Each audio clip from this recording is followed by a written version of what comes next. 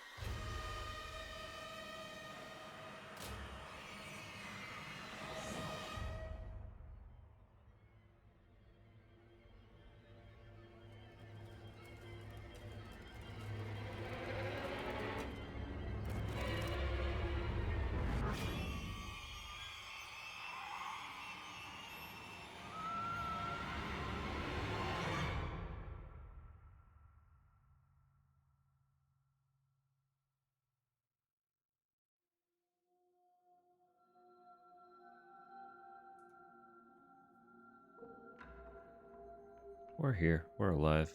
It's right before I unmuted, I spontaneously dropped 1,000 frames, so I just wanted to make sure shit wasn't breaking on me. No, OBS, don't do that. Please, I need you to work. How are we all going? I know the general energy and vibe today has been a lot of just like everyone's kind of low. Where most of the people I know have had low energy are over on the European side. I promise, it's the same over here on the Canadian side. We're all suffering. Couldn't tell you why. But I think I just really... I need some Silent Hill tonight. You can ask Tupper. I was humming and hawing about whether or not I had it in me. But I don't know. I'm in a crummy mood and I just want to have fun. So...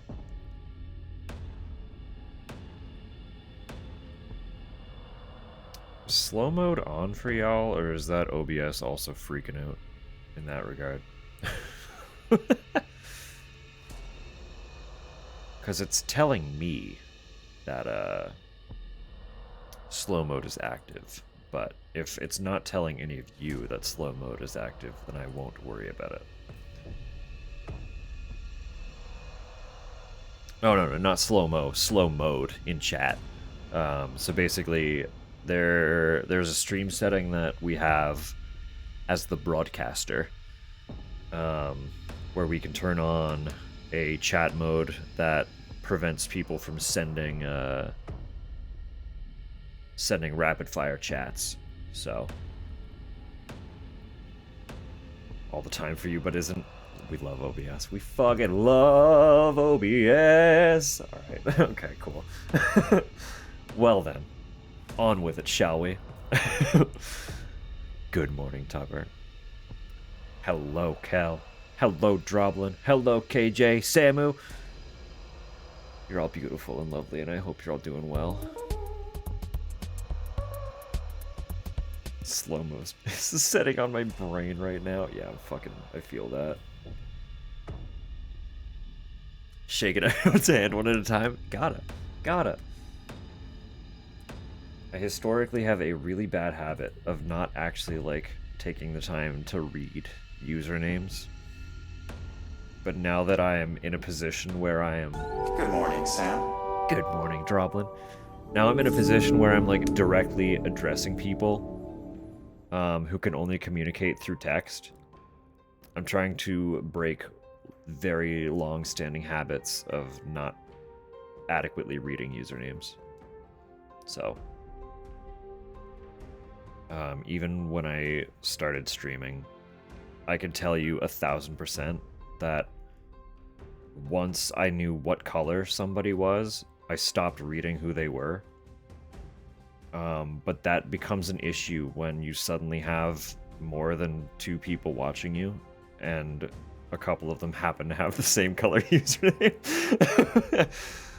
So, just like lots of micro habits that come from various points in my long time of using the internet that I'm trying to break now that streaming is requiring certain little things. Kill anyone else. Hey, you know what? Good morning, Sam. Good morning, Walkie. If it works, it works. Turn this fan on, actually.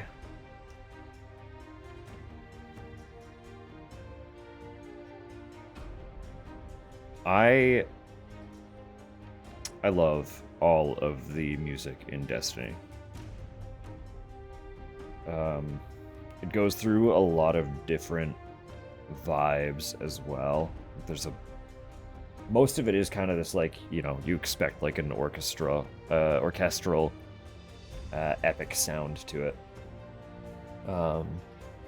And the bulk of it tends to be that, but it does have some like really shocking twists in some of the tracks. Like there's one example I remember from the first game that I remember stood out to me, and then someone else worded it in a way much more succinctly than I would have been able to at the time. But basically, like, we were in an era where, like, video game soundtracks were just getting more and more grandiose. And they were all, like, big symphonic pieces. And then they chose to have this, like, major boss's background track be, like, just a really, just fucking find it. It's like, it leans way more into, like, an electronic track than an orchestral one. Which just really, really shook things up. In terms of just, like, the trend for soundtracks at the time. I think it was this one? I want to say it was this one. Good morning, Sam. Good morning, Rose. Destiny. Destiny in general, but Destiny 1 specifically in this exact example.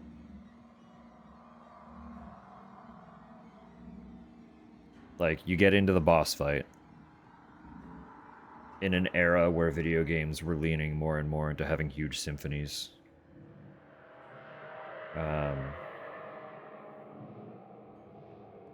And then it just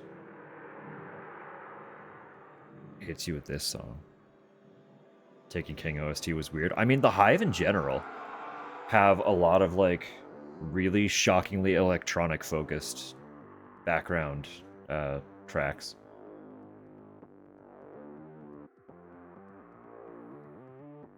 Don't like scores that are too epic with the whole brass section. Yeah. Like, I like a good brass moment, but especially when it's a lot of treble, like very trebly brass sections tend to rip my brain apart a little bit. They just get too, it like gets too shrill.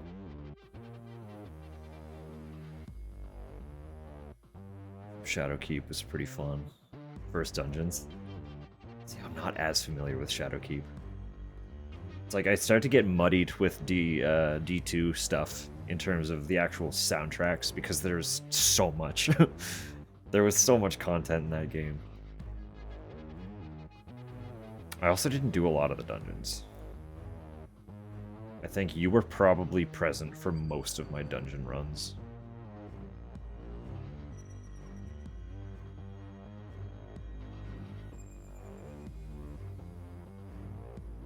Faction plays a role in instruments. I wouldn't be surprised. I feel like in general, Destiny has always made a point at distinguishing between factions for all the races to some degree in as many aspects as they could. And having the music tied into that distinction does not surprise me. But like, isn't this weird? This is a boss song.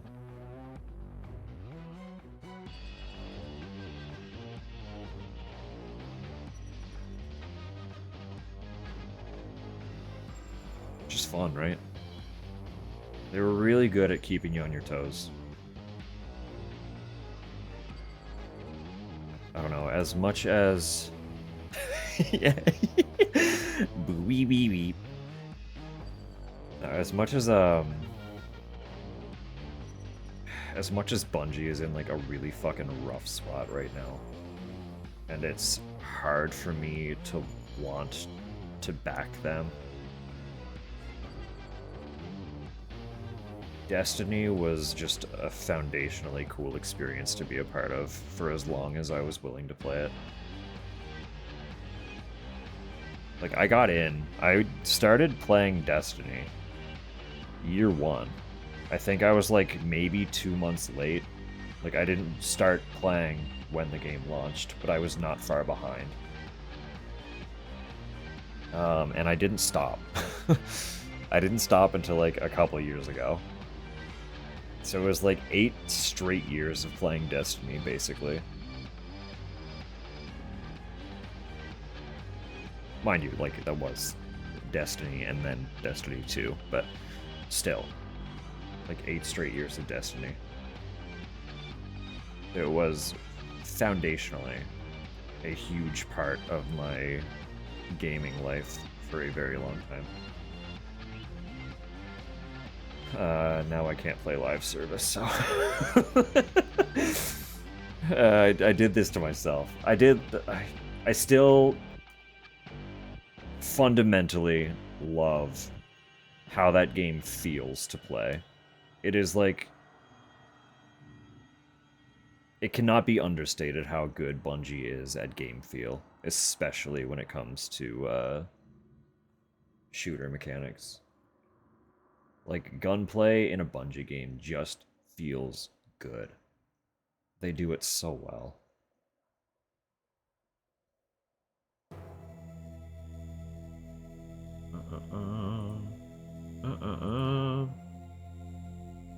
And while I wouldn't necessarily... I don't know what state the game is in currently, because I haven't been a part of the last couple expansions.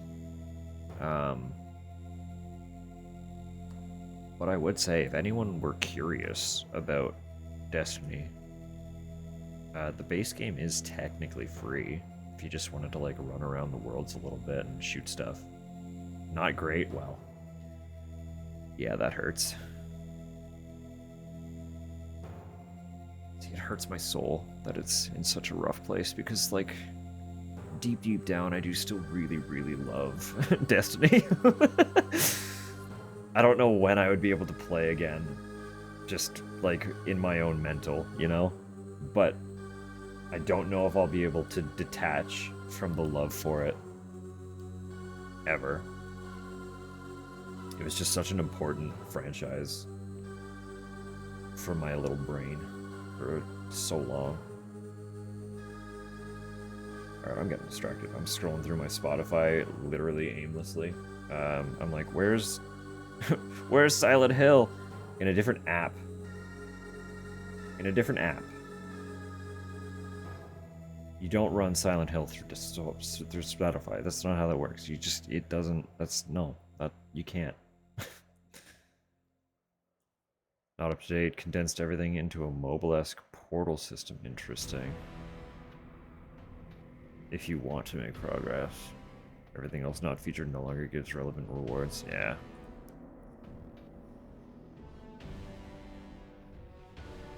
Yeah, that's annoying. If they can figure their shit out,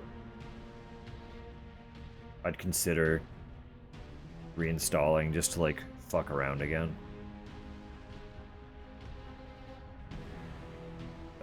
Well, that's the thing, right? Like, it's still a fun game. But they kind of just kept slowly making it less and less meaningful to do any of the stuff that I enjoyed doing. And it got more and more punishing to not engage with the things that I didn't really care to engage with all the time. And, like, they kept making things more complicated, which also was not my forte. Like, I don't know. I might be kind of an odd one out, but I liked when weapons would drop with, like, a fixed roll. Because I didn't have to overthink what the weapons had. And now that everything can be rolled with a dozen different perks, and also you could craft things with a dozen different other perks, it's just, like, all the systems are too complicated. I don't want to partake in any of it. I want to get a gun, look at the rolls, and be like, cool, this gun has stuff I like, I'll use it, or cool, this gun doesn't have anything I want, I'm not using it. You know?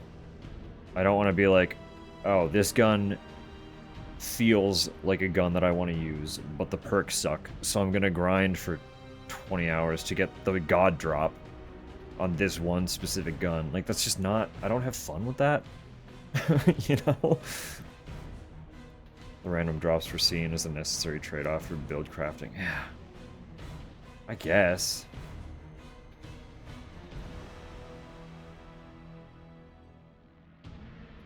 Like, yeah.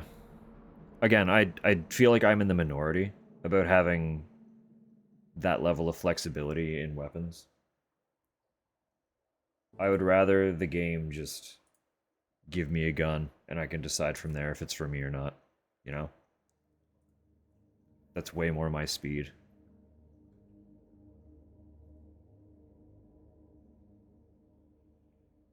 Once you start introducing a bunch of like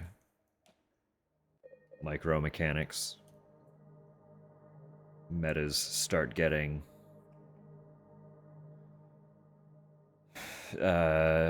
deeper than I ever want to get into. I just want to buy a gun. No, I want to kill something and get a gun. I want the gun to drop and me to be like, yo, this is cool.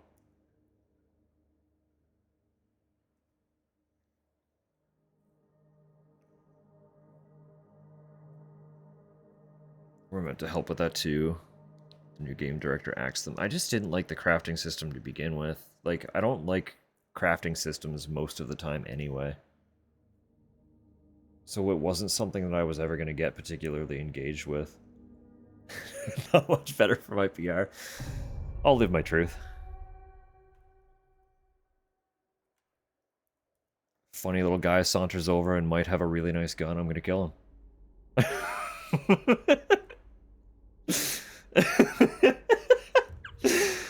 You know? Shouldn't have sauntered over. Big mistake, buddy. So I did the other night. Getting back to this, the task at hand. The other night, I did go in. I pulled up. So whoever was not here for the last like half hour of last stream, I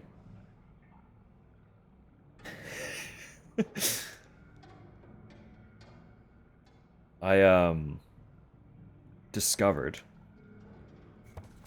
with much distress that the checklist I was using to keep track of the collectibles was incomplete. The upside, I did a count. There are 120 collectibles total. The checklist accounts for 113. I'm pretty sure I found 5 missing ones. I think it was 3 memos and 2 glimpses, I believe. So I am only missing 2 things that are not accounted for on the checklist.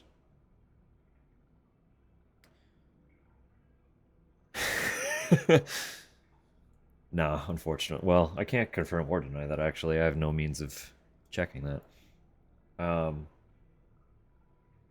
So while I can't check easily what is missing from the checklist, I was able to go in, open up several other lists, because there is like a wiki that tells you all of the collectibles in their own respective category. So like the memos have their own article, the glimpses have their own article, right?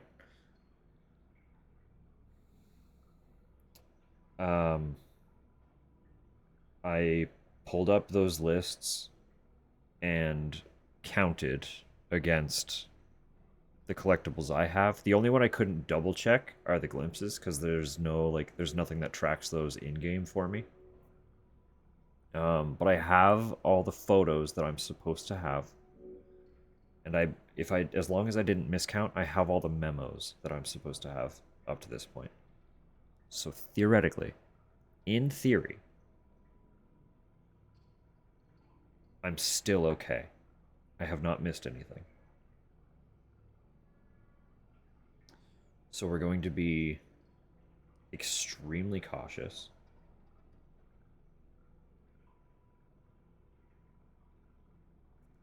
And just hope that by the end,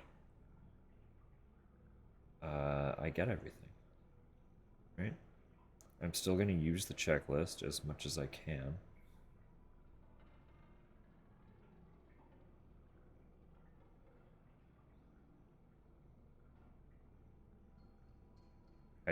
I no longer know what's missing from it.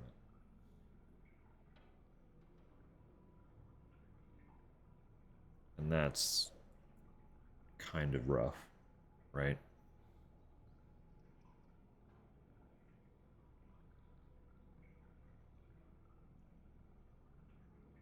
Like, I have one note in the Otherworld Hospital, but I don't believe that is on the checklist.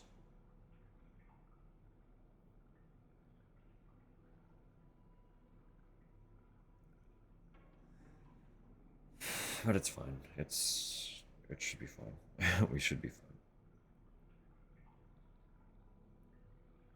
Just want to scroll to the segments. Fortunately, with the glimpses and the photos, there aren't a lot.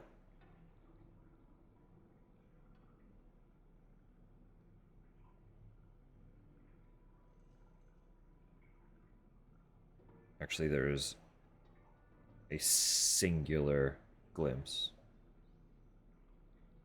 And 2 photos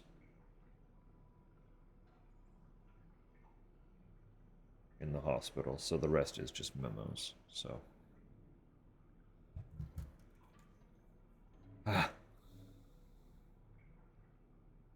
it's just also hard to get like an accurate count because everything gets lumped together in this, where they are all separated by sections in the checklists and stuff. Like Southvale has east and west, but clearly they're all uniform here. Something else that's going to happen is when we leave the hospital, we will be in an otherworld version of West Southvale, and that's probably also going to get lumped into the general Southvale checklist on the inventory. And that's what's happening with the apartments as well. Woodside and Blue Creek both get lumped together in Woodside apartment. Brookhaven has the Otherworld variation that we are currently in, but they all also appear just under standard Brookhaven. So like stuff gets muddy pretty quick, and that's kind of what I'm worried about more than anything.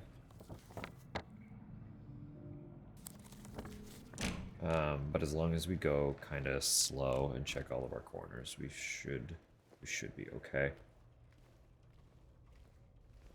And if I get to a point where I can easily confirm that I have 2 things that are not accounted for on the list, the checklist, I can go back to just kind of relying on that and being less stressed. Because it was working really well. It was super handy. Okay,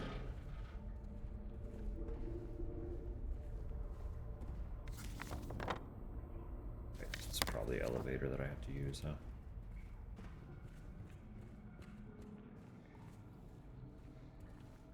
But like I was saying, at the end of last stream as well, even if I have fucked up somewhere and missed something, I am still able to get a new ending. And that's very important. Where am I? What floor am I on? This is first floor, okay.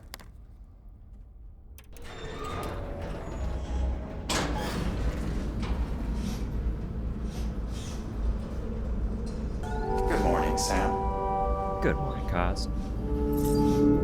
I hope you're well.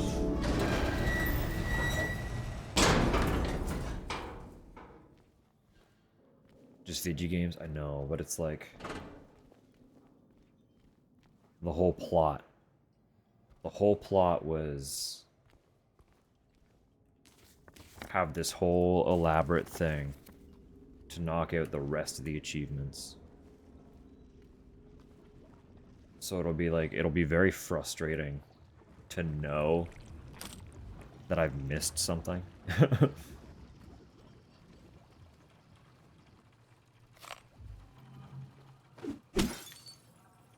Especially where I have actually, like, I haven't played this game off stream. Everything I've done in this game has been streamed.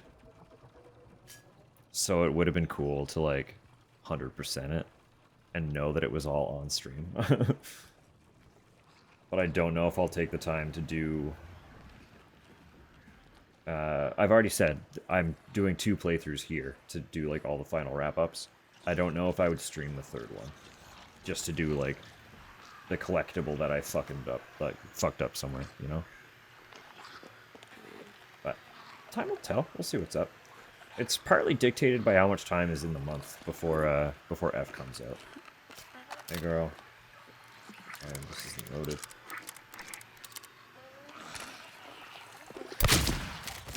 Bonk!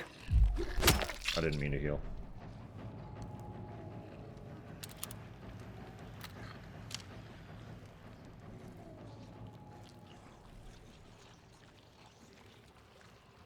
Use the term electronic computer games.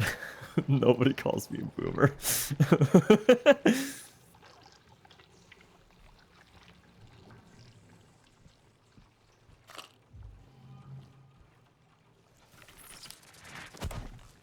That's a solid little effort hiding there.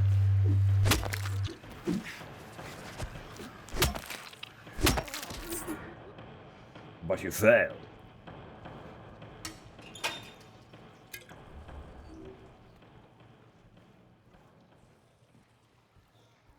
I do think there is a lot of potential for a really funny bit to just make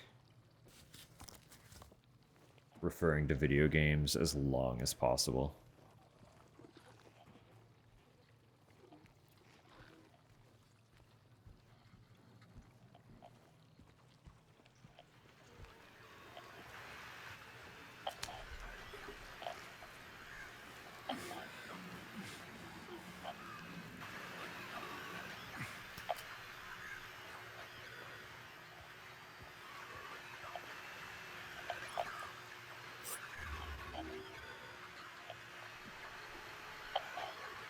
Talking interactive Technicolor pictures.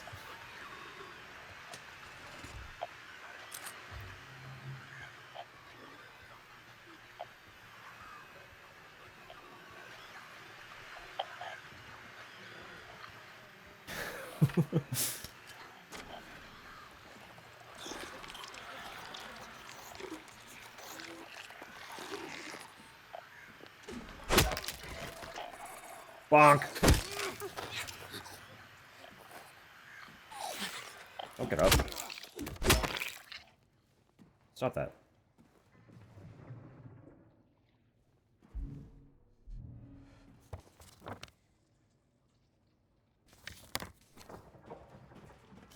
I am gonna be, like, tediously, religiously checking my map and stuff. Just to be sure I'm not, like, missing a room or something.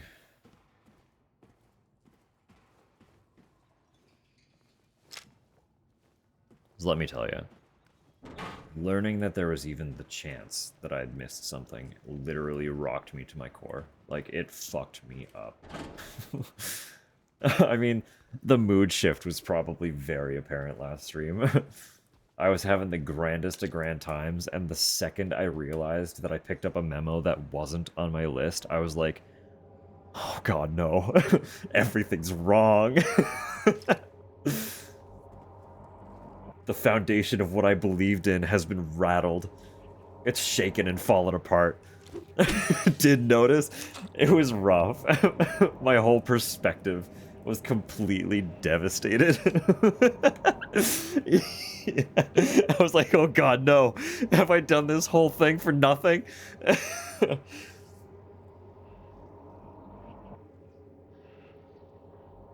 Oh, it was bad. It was bad. Oh, how we danced.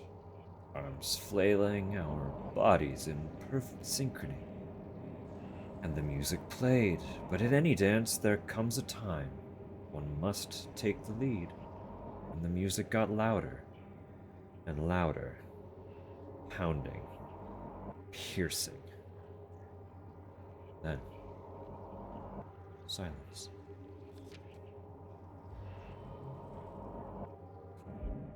Okay, that one's the procedure.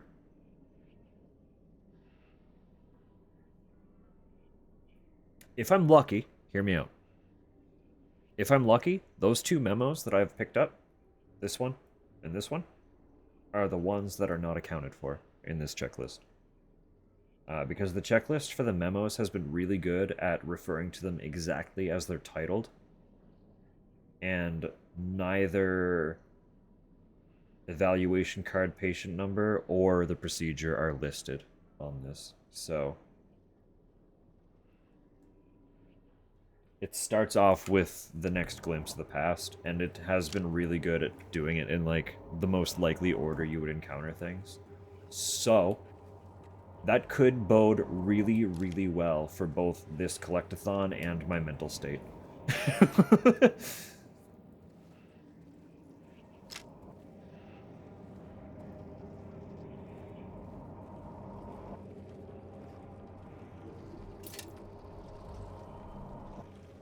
Hello.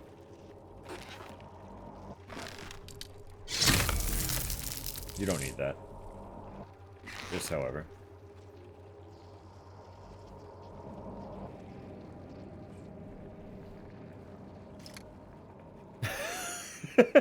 I'm sorry if I'm making you worry.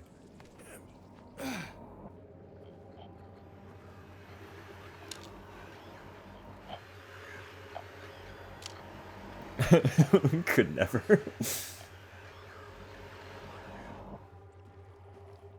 It's all just silly haha. We're having fun. All a good time.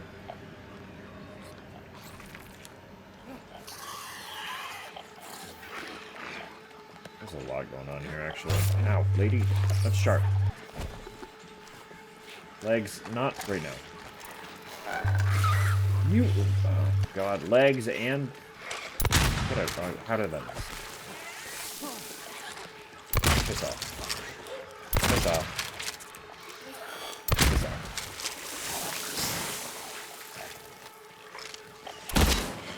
Listen here. I need you to not. God, they all just blitzed through that shotgun. Like it was nothing.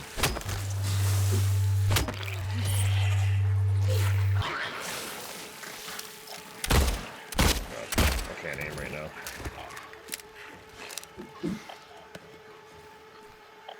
Another legs?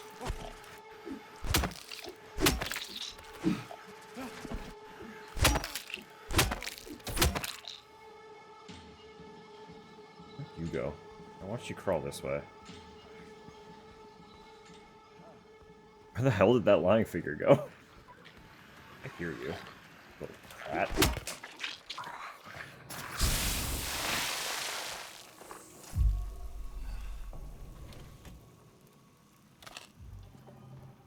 Okay.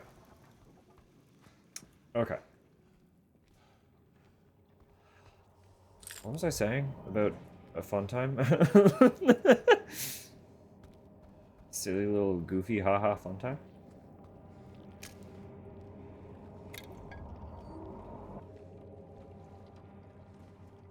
We can still apply that, right? I didn't mean to hit that button. Oh, why am I doing that?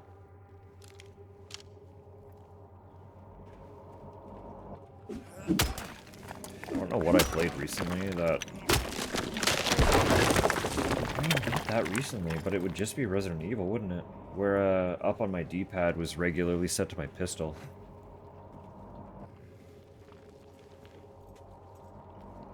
I keep trying to switch to my pistol, but I've remapped up on my D-pad to be heal. Because traditionally in most Silent Hill games, triangle, your like top button up here, that's usually the map button. But in this game, by default, that is bound to heal. So when I first started playing this game, every single time I went to check the map, I would heal.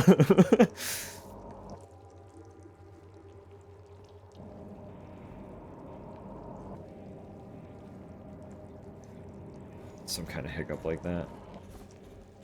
It's very easy to do, right? I think, too, where I started off by saying everyone's a little bit...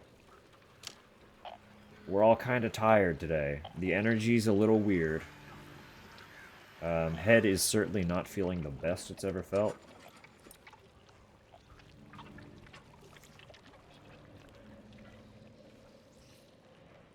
A wellness map. Pistol and a knife quick button.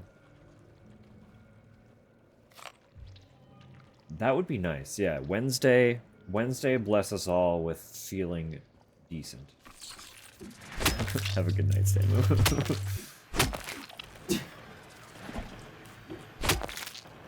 I'm sure I will encounter you somewhere. Somewhere throughout the day, our paths will cross. Where? Who is to say for certain, but somewhere.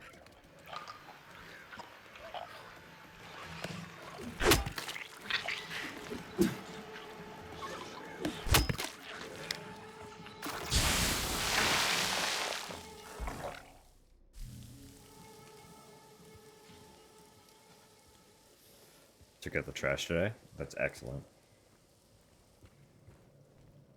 Our trash is very not difficult to take out, and it still sometimes just sits and builds way longer than it should, so. The trash, dishes, and laundry are all genuinely quite simple tasks that feel like monumental fucking mountains to climb when it's just not right. You know? I'm barely right, should go to bed soon too. Honestly, like, just with how the energy has been today, I would not fault anyone for tucking in as early as they need to.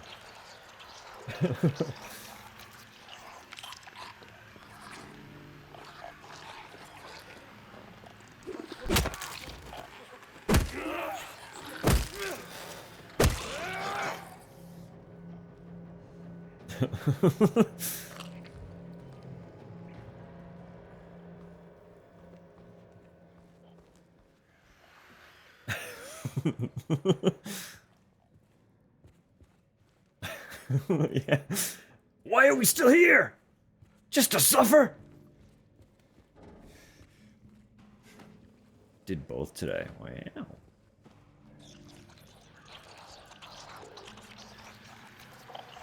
I really want to get back to that game too. I know I've mentioned before. I have been slowly working through. That's a quote from Metal Gear Solid 5 for context. For those who don't know.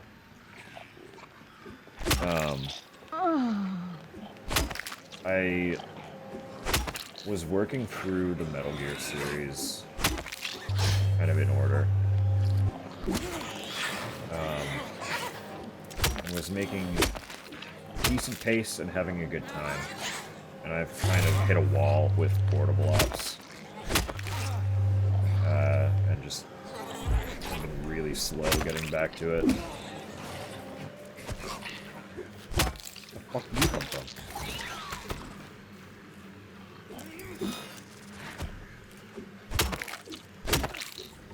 But the next game after Portable Ops is 4, I believe. And I would really like to play 4, so...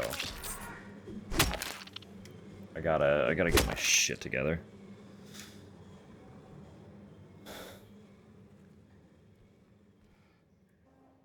Pull out the trash bag, close the... yeah, no, exactly that, KJ. It's... for the majority, it is literally just take out the trash. But 100,000%. And the worst part, too, is where that headspace can linger for days on end. The trash continues to build as well.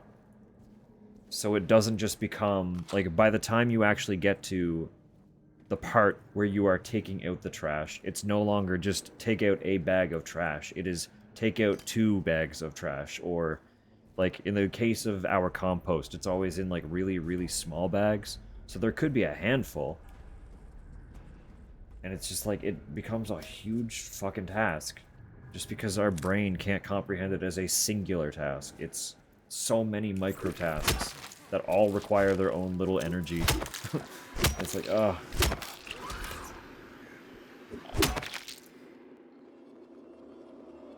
It needs to be gone, set it on fire. If not for, that's not at all what I wanted you to do, James. James, open the glass. Stop trying to kill. It's dead. It's dead, James. It's okay. It can't hurt you anymore. Break the glass. It's okay. Been in the literal central point of the apartment. I don't know that we would be allowed to stay here very long if I started doing that. As much as I would love to.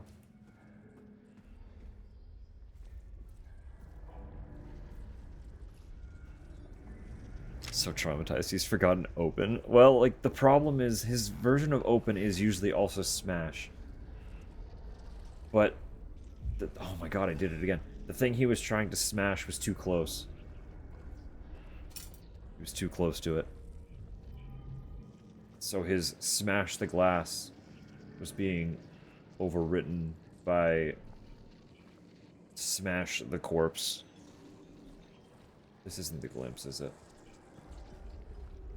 No, I think it's in a different room, but that is essentially what I'm looking for the glimpse of the past.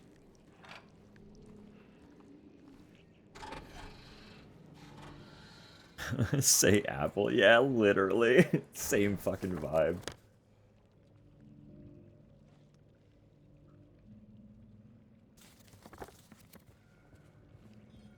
God, what a good game.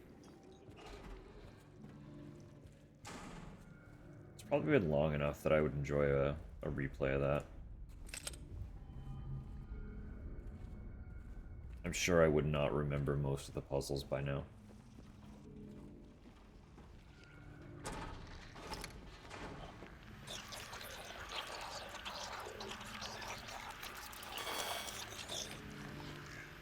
Very good. Wow. Impressive.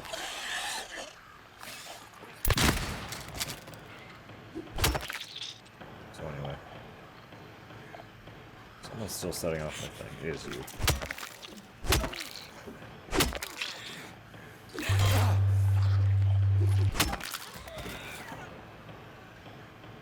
We're done.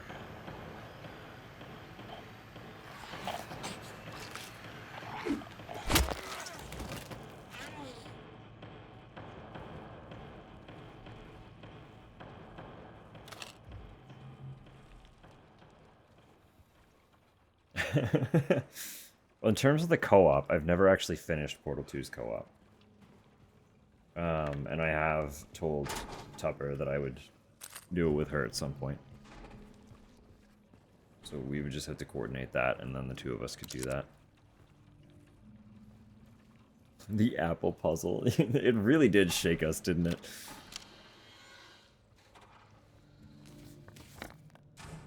Oh, that fucking game.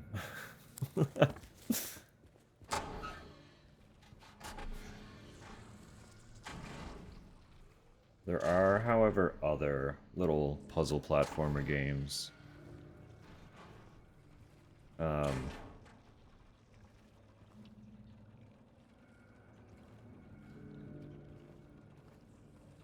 I don't know where that train of thought was going. There are other puzzle games that I've said that I would play with Zach, though.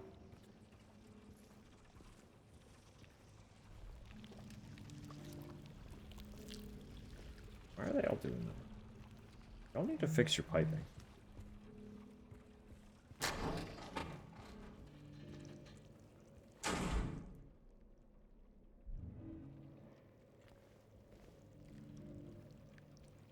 Never forgetting the puzzle tidbit and why we failed. I'm sorry that's haunting you, because I know that we fucking struggled with it, but I do not remember why.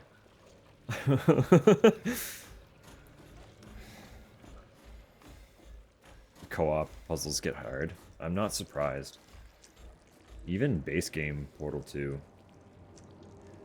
started to get a little whack toward the end. Like, they really sit there and go, you know what? We're not holding your hand anymore. Absolutely, Droblin, please. It was Alice Mare, right? During our Alice marathon.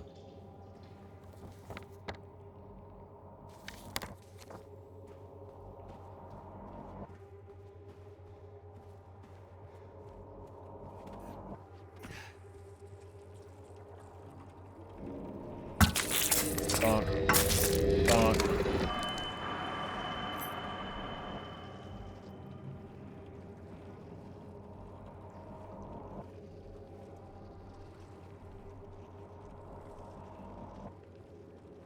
It was, neither of the American McGee Alice's. It was a...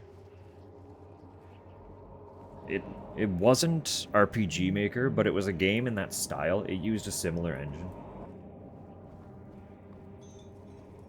How many men would it take to eat 30 apples in a minute if one man eats one apple in 10 seconds? Right, yeah, they got really elaborate.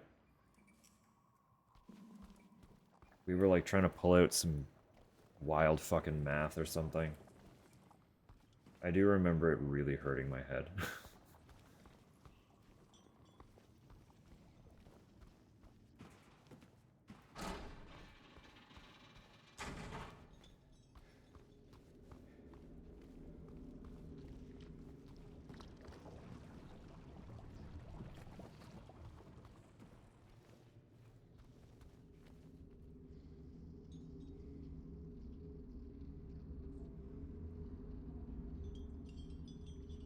Arrived at a result that had a comma, like, right, yeah, partial people.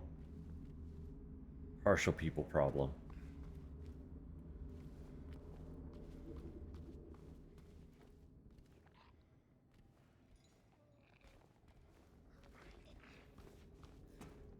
Right.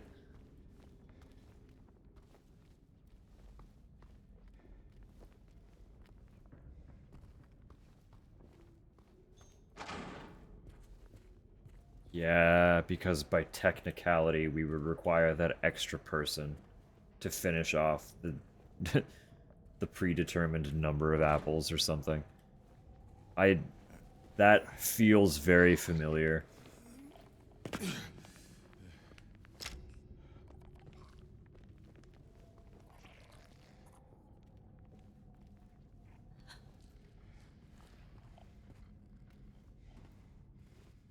Anyway, if you ever play Alice Mare, round up.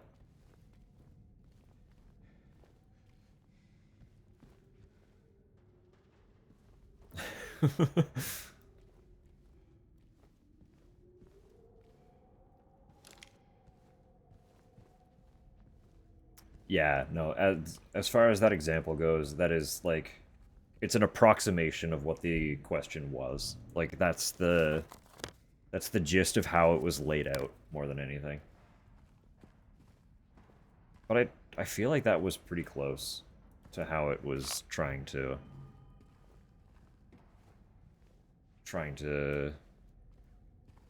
riddle us. It was a great game for crowdsourcing. Having, like, even just a couple of you hanging out and pitching in little suggestions was extraordinarily helpful. Because time and time again, that game proved itself to contain puzzles that my brain is not compatible with. Like, I like to think generally I am pretty alright at puzzles. But a lot of what that was throwing at us had me fucked up. It had me really fucked up.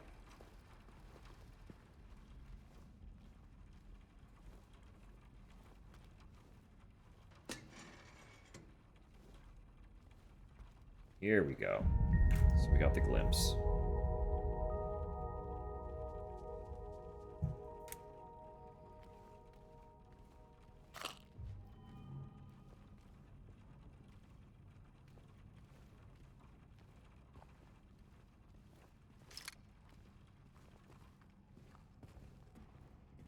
I think that's true. Yeah, like literally everyone who was hanging out at that point, I'm pretty sure, was able to pitch in and solve at least a puzzle. It was really cool. Because I goofed the math.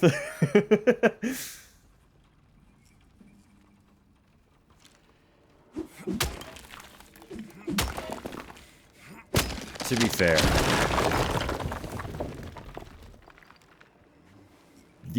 the way the numbers were working in that scenario were a lot less predictable than being presented a question with numbers on a page.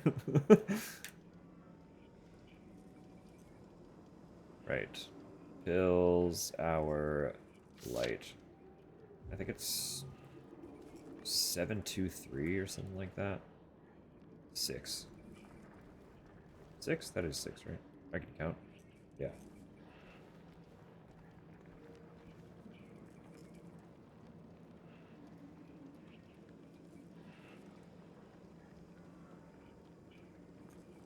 Six two two. Okay. Because I know that is 2. I can ignore the clock because the clock is going to spawn enemies. Although it's not going to open. No, it wouldn't open anything new. I was going to say, as long as that doesn't open access to any new rooms that might have stuff in them.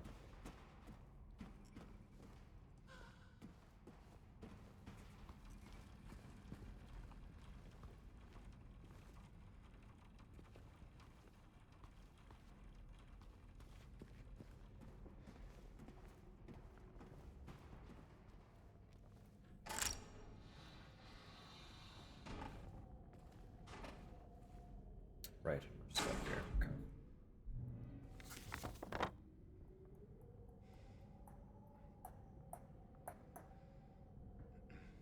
Utility room is totally inaccessible, right? Like it just kind of doesn't exist here. Yeah. Okay.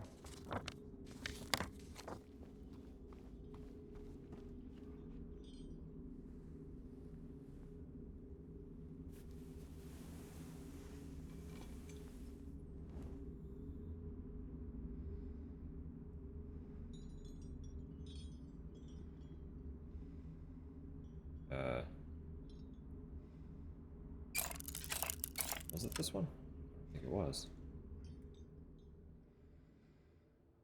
What lock was that? What was it for? Was it this? Maybe it was. Oh, 1 year. 6 pills. 2 o'clock. That's twice. That's what was happening.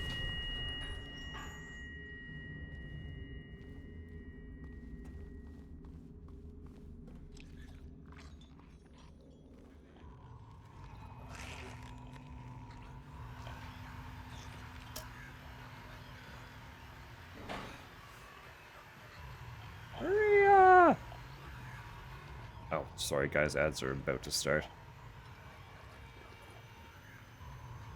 If this was what got planted. Honestly, that could be a cool premise for like a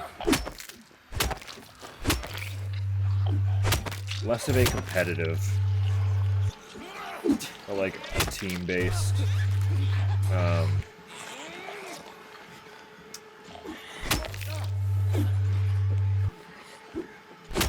sort of like a tactical shooter.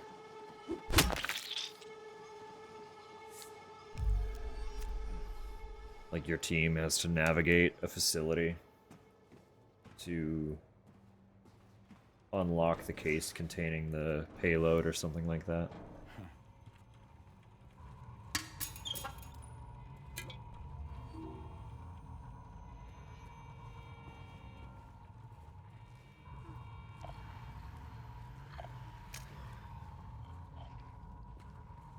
Are these open?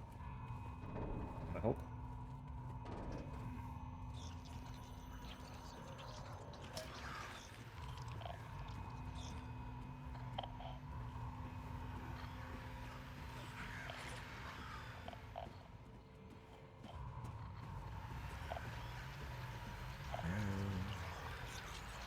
Here. Okay.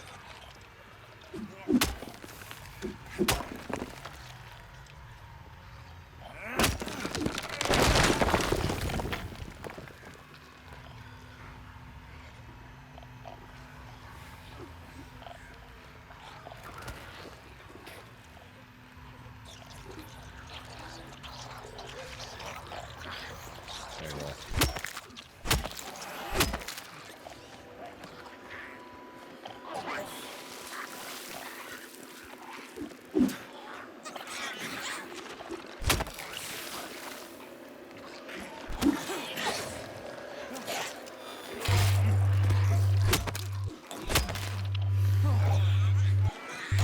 Ow.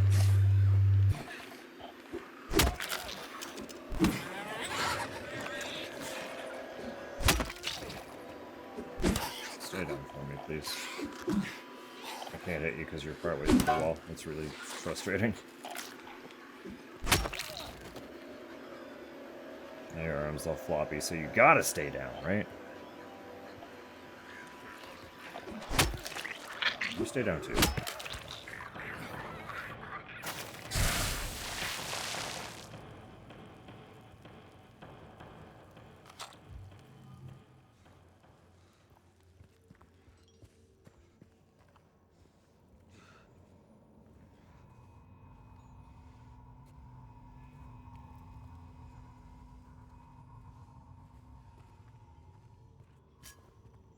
Okay, so we're assuming I need 8 more collectibles.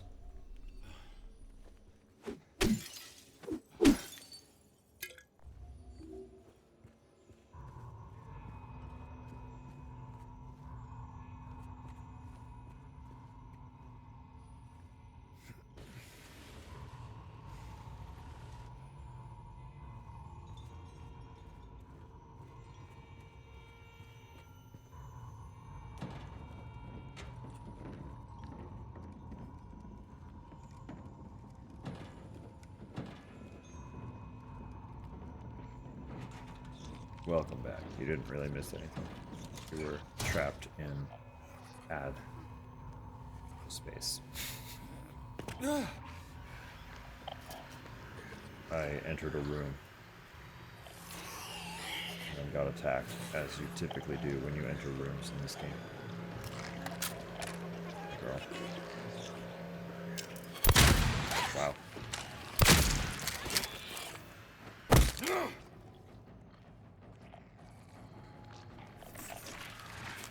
Legs.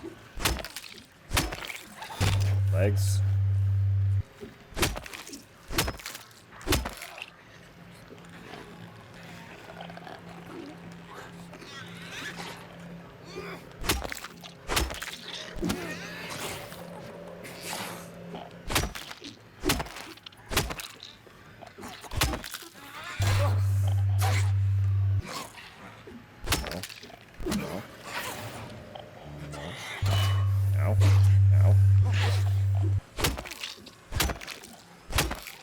God, they're tanky.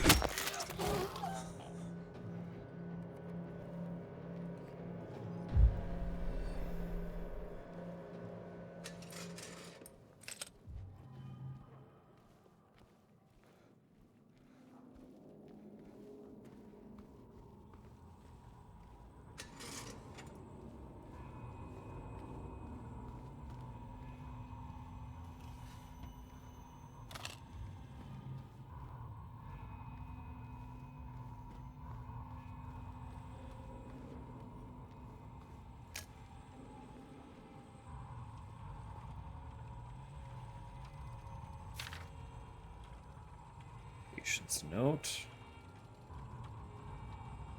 Okay, so far, my theory about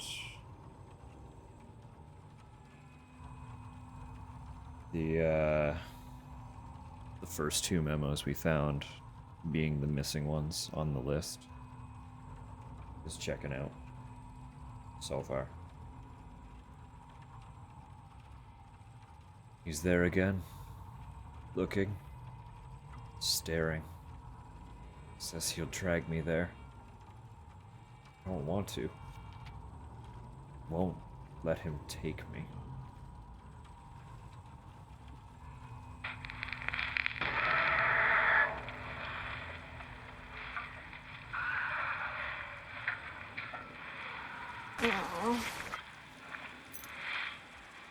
Oh.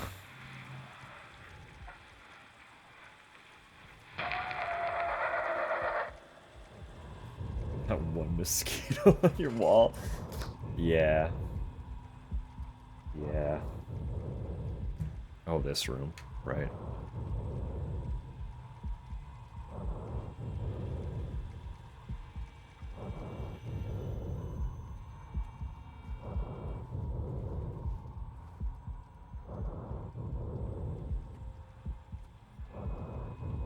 Is this breathing?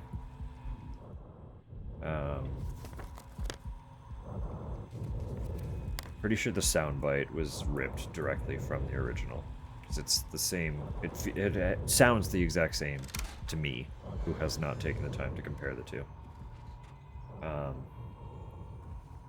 But for anyone who has played this game, maybe not clued in, that is the room that we left Maria in. Clearly, she is no longer there.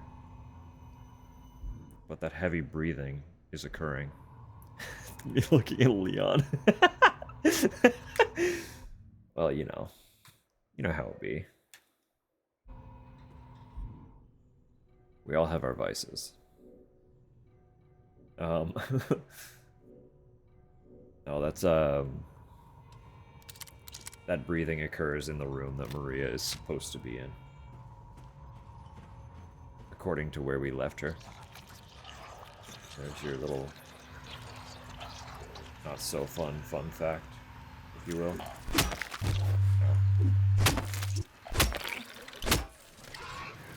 Ow.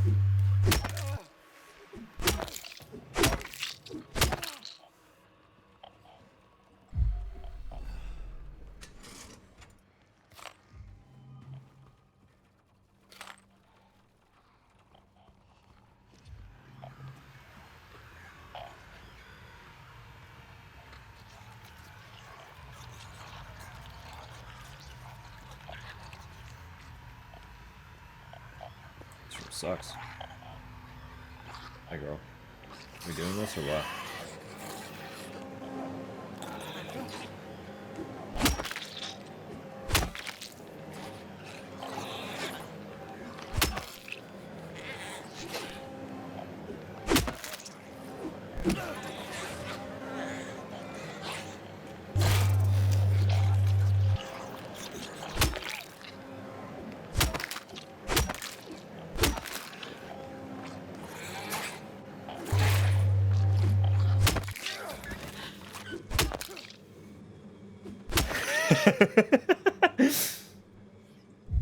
You know, fair play.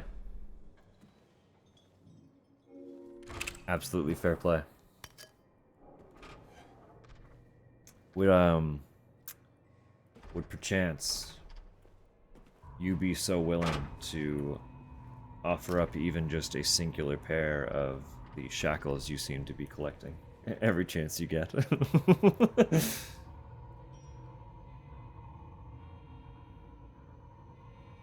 Oh, this is not a memo. Okay.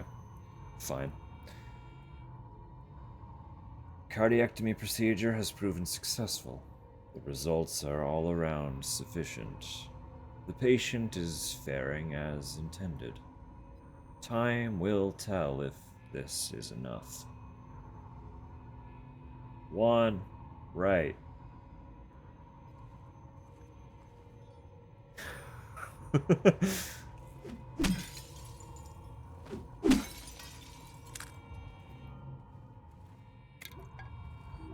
Well, I mean, if games just keep supplying them, who are you to pass them up, really? It's courtesy.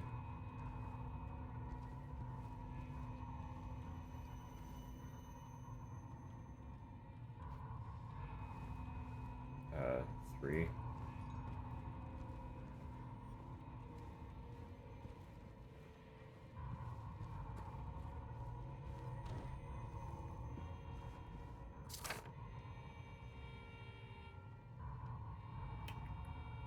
Annex scribble.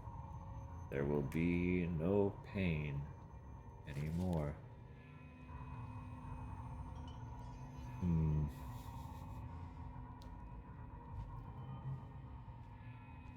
Come up and go to bed? No, by all means, feel free if you're that tired.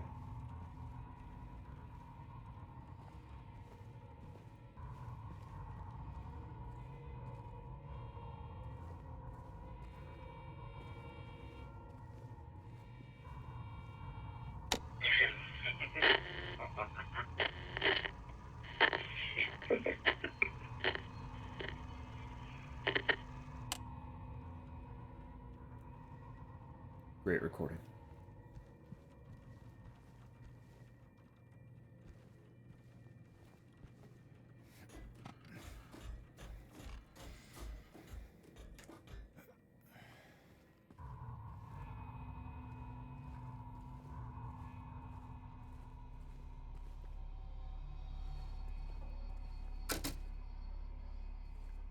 Right. To activate that.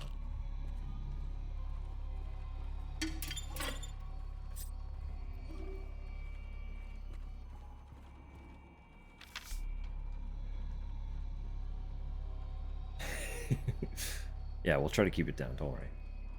Sorry that my controller is going to be making spooky noises the whole time.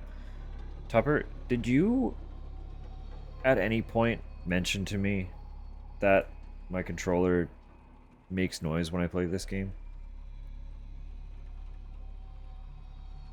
Because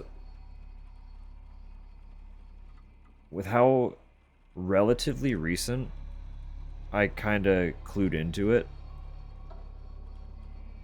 I was very embarrassed and felt really bad.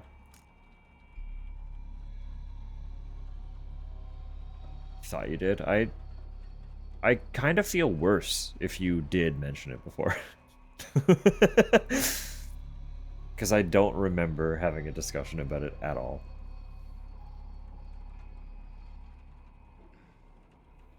So I apologize. I apologize that you have to put up with that. I did, once I realized that it's doing that, I tried to find a setting to turn it off, and there is not one. I can't make the controller stop doing that.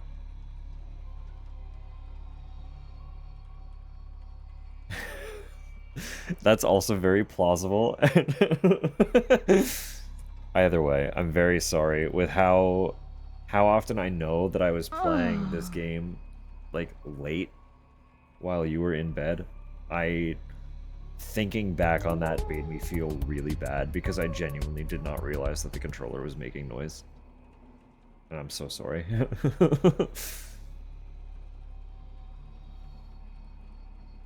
I did try to turn it off. There's, as far as I could find, there was no way to do it on PC that I'm aware of. I believe it would be a setting that I would have to turn off. I would have to I'd have to turn off on the controller or the console, like the PS5, through PS5 settings. So yeah, there's a longer cooldown on that one since it's screaming.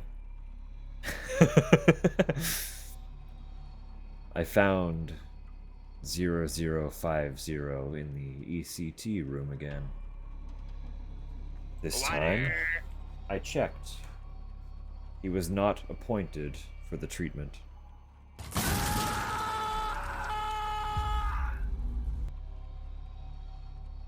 That one's mostly why it costs so much and has a longer cooldown.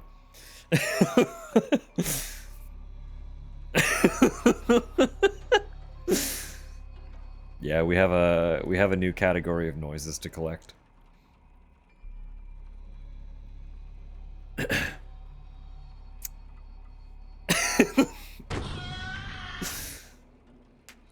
Also, for those, we've talked about it before, but for those who are not in the know, that scream that has popped up twice will be one of the very few times that something is added that wasn't in a game we have played to those ever-evolving redeems. That one is one of my 3 younger siblings screaming in content warning after being thrown by a creature.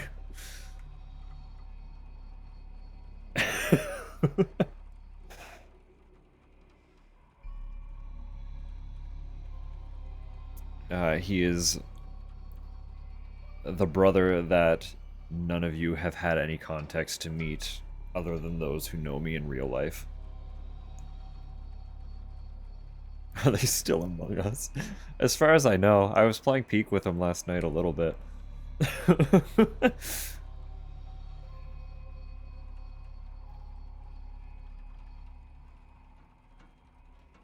Unless Peak is haunted. Where was I on this? Content warning is really good. I would love to play both Content Warning and Lethal Company a little bit sometime soon. I was trying to find now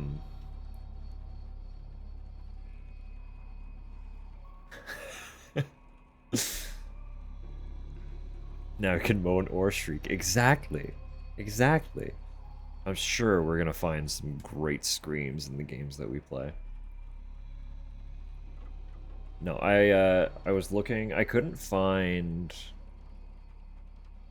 any immediate evidence that a large lobby mod still exists for content warning, unfortunately. So depending on parties involved, Lethal Company might be more likely, but I would also love to get into some content warning sometime soon, so we'll make some stuff happen. Let me start over on this. You can tell the brain is not quite braining today with how easily distracted I'm getting. I found 0050 in the ECT room again. This time, I checked. He was not appointed for the treatment. How is it possible he got there all by himself? And how would he know how to turn the thing on? Somebody's going to answer for this. So close. It will happen. Has to.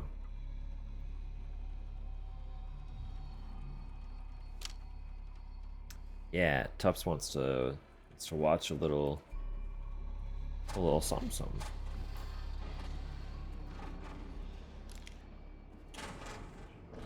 Tupper, were you planning to just do it as like a little watch party thing in the Discord, or were you intending to set up something specific for it?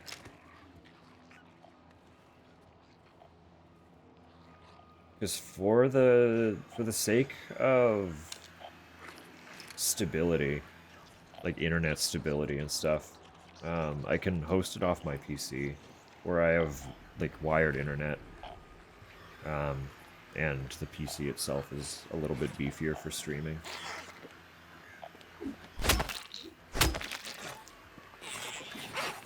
That'll give everyone a better chance of being able to view it with moderate stability. I'd be worried about like lagging and stuff for the broadcast otherwise. So, you make an event? Yeah, do it up.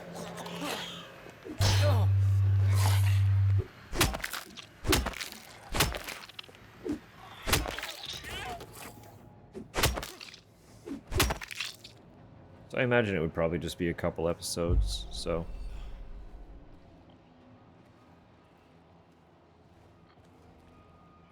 Oh yeah, no, she just wants to watch some Fringe.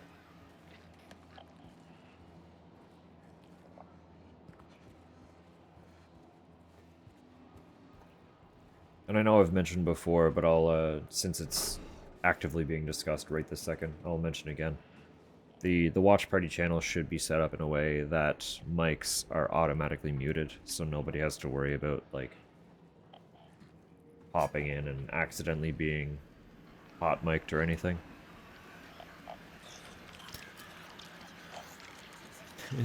Yeah, exactly. Everyone upload a photo of their Fringe. And we will all give critical feedback. Say nice things and only give critical feedback where applicable. But it has to be delivered very nicely.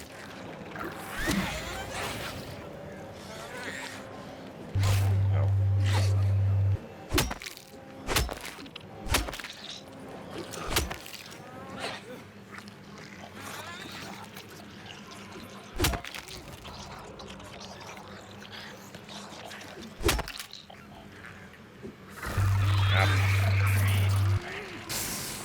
There's some snacks at the weekly market. Perfect. Beautiful. Treat it like a movie night, except it'll be a couple episodes of a TV show.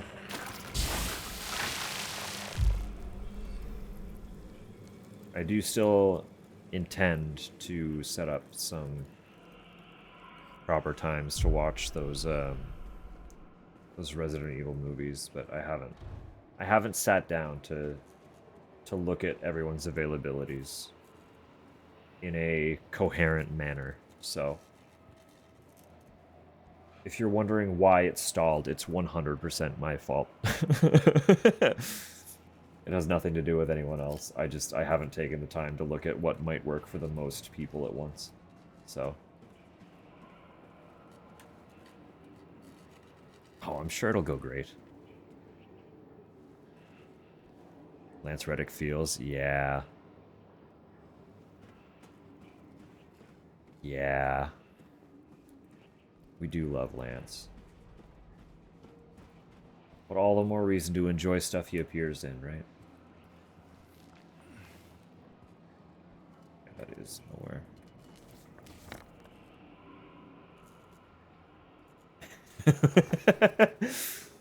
Owie in advance. It'll be okay, Tubbs.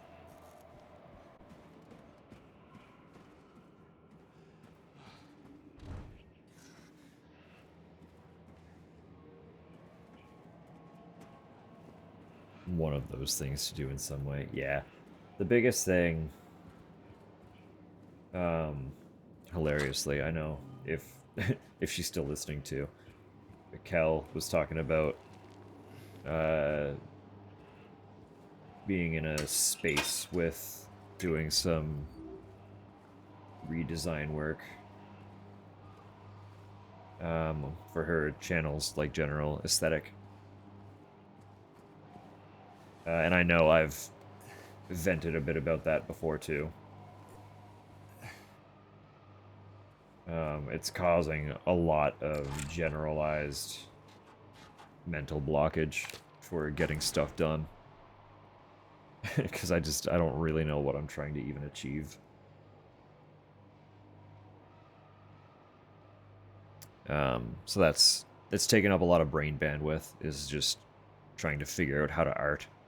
So a lot of the other stuff that I keep talking about is stalling because my brain is trying to figure out how to do that right now. So, it'll happen. We'll get there. I won't rest until they are solved. I won't rest. I can't rest. I don't know how anymore.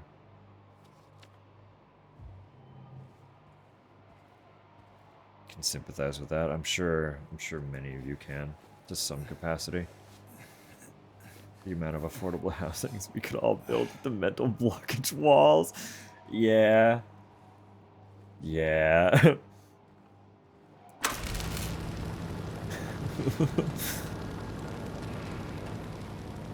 Wish I could do Fringe Fridays. I mean, Tupper, we get along. for many, many reasons. And based on the naming schemes that I had for most of this year, for like my themed months, you know that I'm very much the same. Yeah, you get a palace, and you get a palace. Truly. Fucking truly.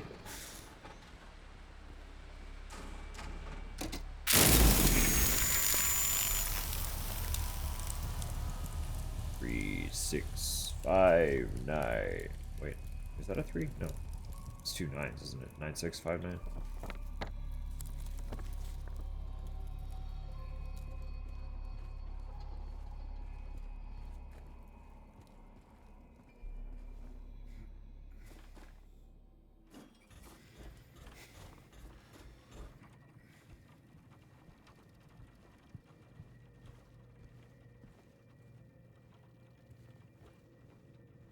I'm wondering what's going on in here. That is a 3, right? Like straight up, that's a 3.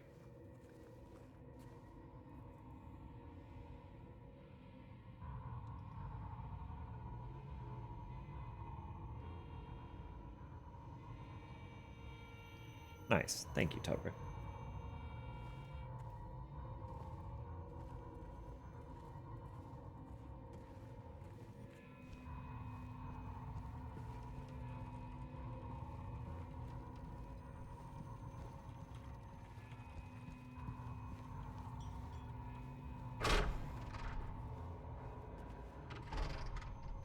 Praise be indeed.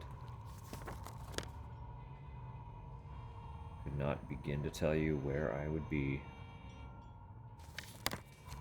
were she not here, doing her thing.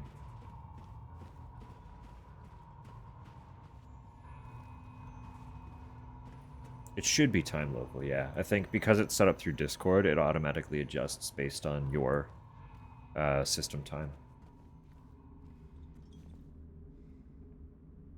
What did I say?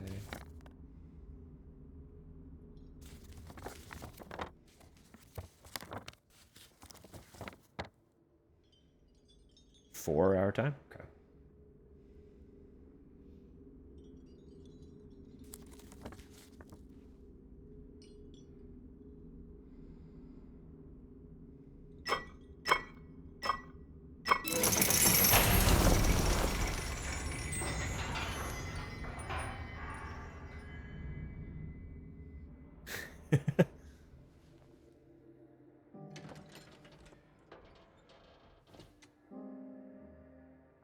Roughly how long is an episode?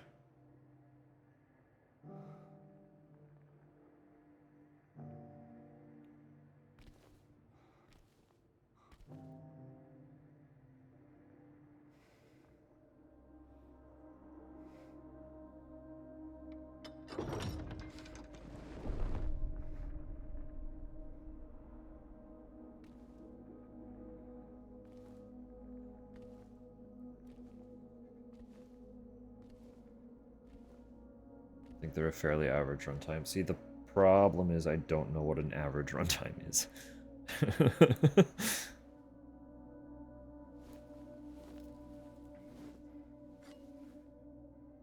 It's depending on the type of television and where it was being broadcast. The average runtime changes quite a bit.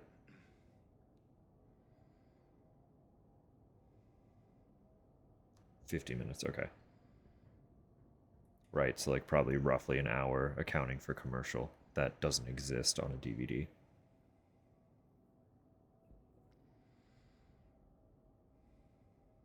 Okay. Fair play.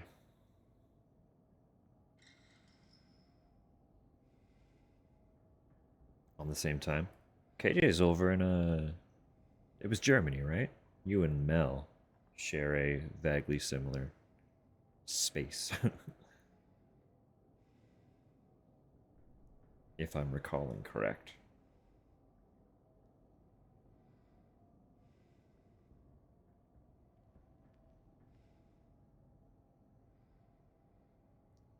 Oh, first floor, okay. Can I get back there?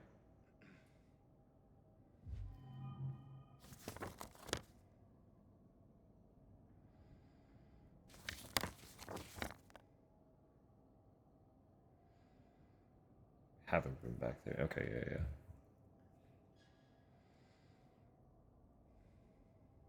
yeah. Knows my time crimes.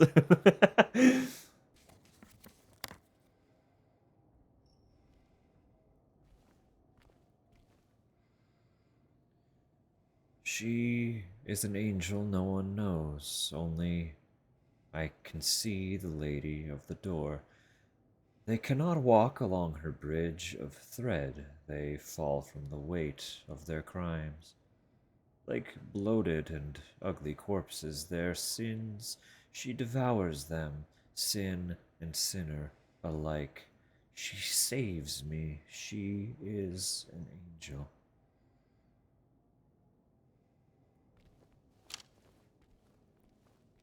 Both know the future. I will go to bed soon.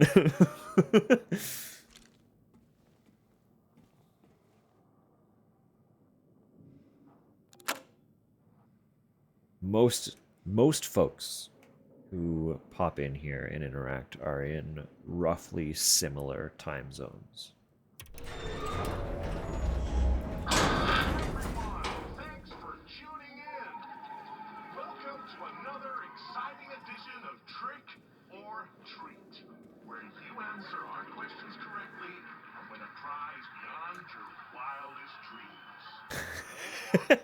Psyche J. That's really good. The punishment. It's all in the hands of our lucky contestant, James Sunderland. James, are you ready to play Trick or Treat? I sure am, radio. Excellent. Here's your first question.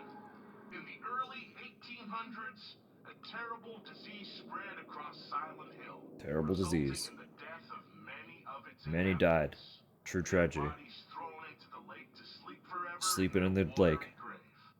How many souls were lost during the plague? I know this one. 67. 42, 2, Let's go. 67, 3, 85. Know the answer? 2. The answer's Well, 2. you better hold on to it. 2, You never radio. know when it might come in handy. Now, on to the second question. Follow Sanders Street heading east and further on to the outskirts of town. If we should make one? Only one In the road future will maybe, take but you right towards now the lumberyard and the cemetery. you What can is just the use name of that Beckend, road? since 1. Beckend knows what they signed up for. 2. Munson Street. 3. Wiltsey Road. I think it was Wiltsey, but I was not paying attention to the question. Sure as hell hope so. And for a third and final question, Silent Hill witnessed a gruesome murder a few years back. A brother and sister were playing in the road when they were attacked and chopped into pieces with an axe. Torn flesh, smashed bones, splattered blood. What a terrible tragedy. What a gruesome end to such innocent lives. One of the victims was a local boy named Billy Locay.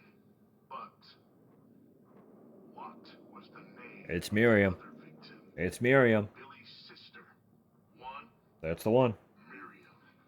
2. Heather. 3. Julia. Well, that's the last of our questions. Have you got it all figured out? If so, fantastic. The time will soon come to collect your prize. But be careful. If you're Oh, there will be wrong, many more to come as well. well, looks like that's all the time we have for Cheryl! today, folks. Thanks for tuning in. See you somewhere, I can't just leave her out there by herself. sickness, or in health. Bye. Bye-bye.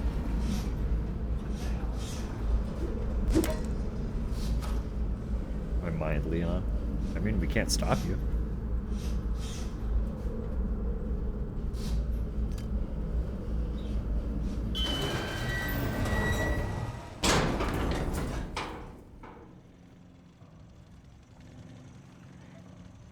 Not that we would try, but even if we would try, we can't. We can't stop you.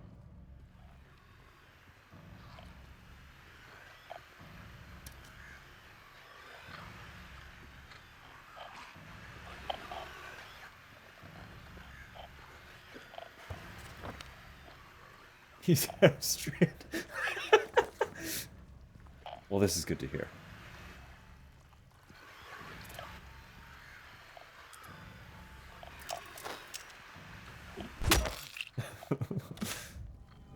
No whoopsies on the floor. That's always good.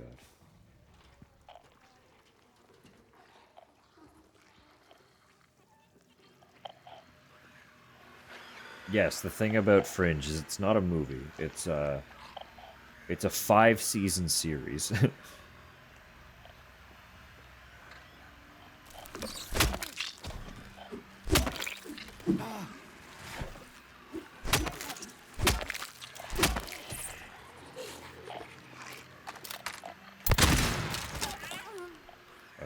it again. Want me to go back to pistol? How many of my fucking nutrition drinks have I used this playthrough? This one singular night.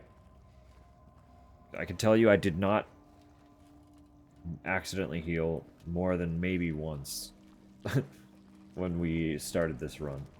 And I've done it like upward of 6 or 7 times now today. It's rough out here, y'all. That's rough out here. The brain ain't braining.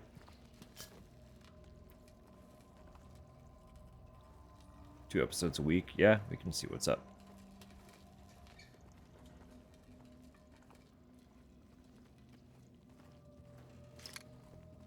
Committed to a fringe marriage.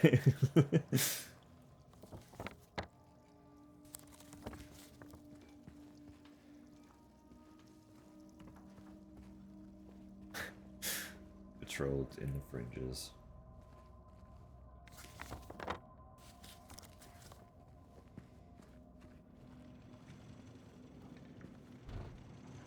I came from here. Where the fuck am I going, actually? Where am I? Right here. It's literally right here.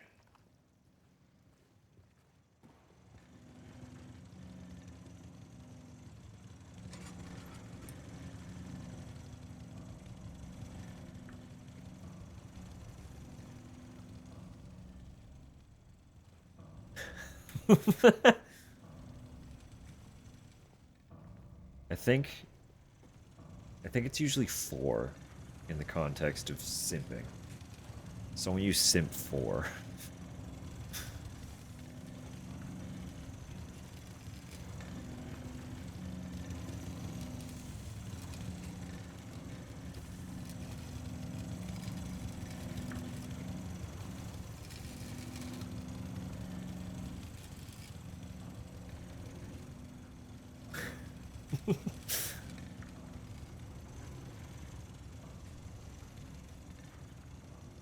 Simp on like a nibble.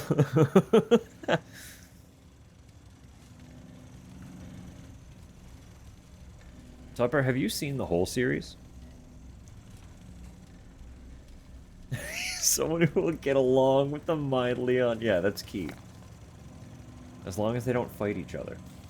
You don't want them getting upset with one another.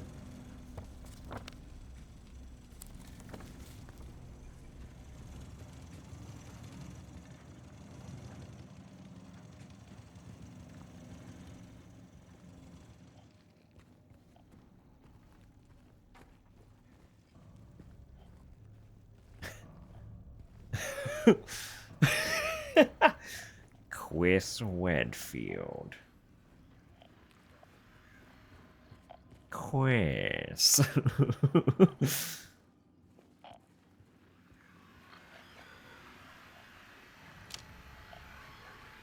Adapt based on who I'm talking to. Hey, fair. It's versatility. Always commendable.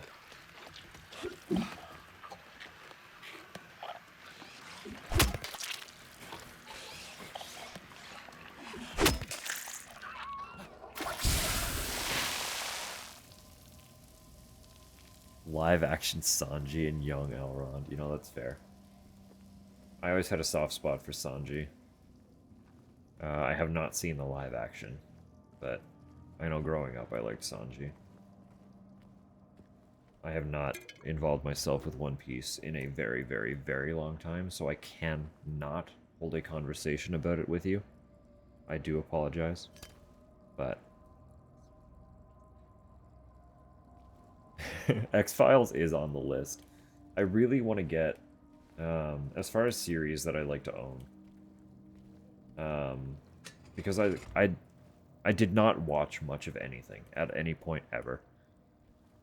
I would love to get my hands on X-Files because it's such a renowned classic. And I obviously, shocker with the type of horror content that I tend to enjoy. A lot of it was inspired by Twin Peaks, which I've never seen. So it's another one that I would love to get my hands on. These are all... I have lists. I have lists of media to acquire sometime. So... Guest spot by Leonard Nimoy. That's fun.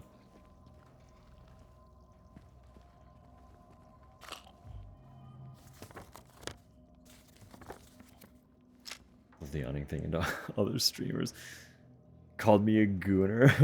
It's not a sex thing, it's a Leon thing. Let's go. It is a Leon thing, exactly.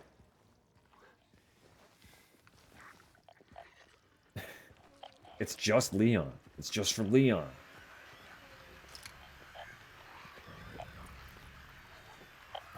That's so funny. The streamer backing me up. That's so fucking funny.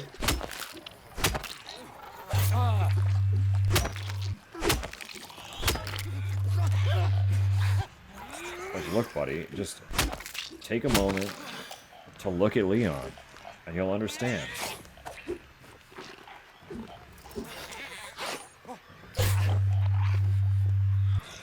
Maybe put that knife away.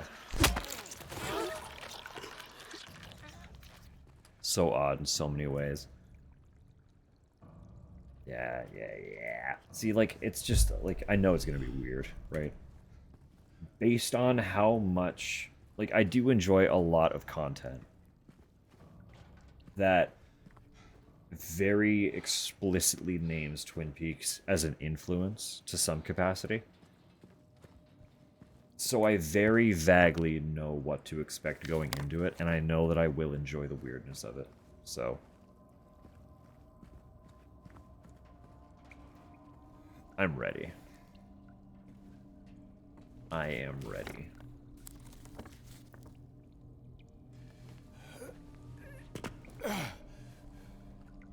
Everyone's gonna be let down. No, you're not hyping it up as much as I feel like you think you're hyping it up.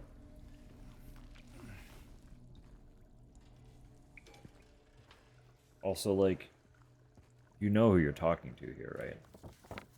Generally, I feel like most of us go into things with a relatively open mind.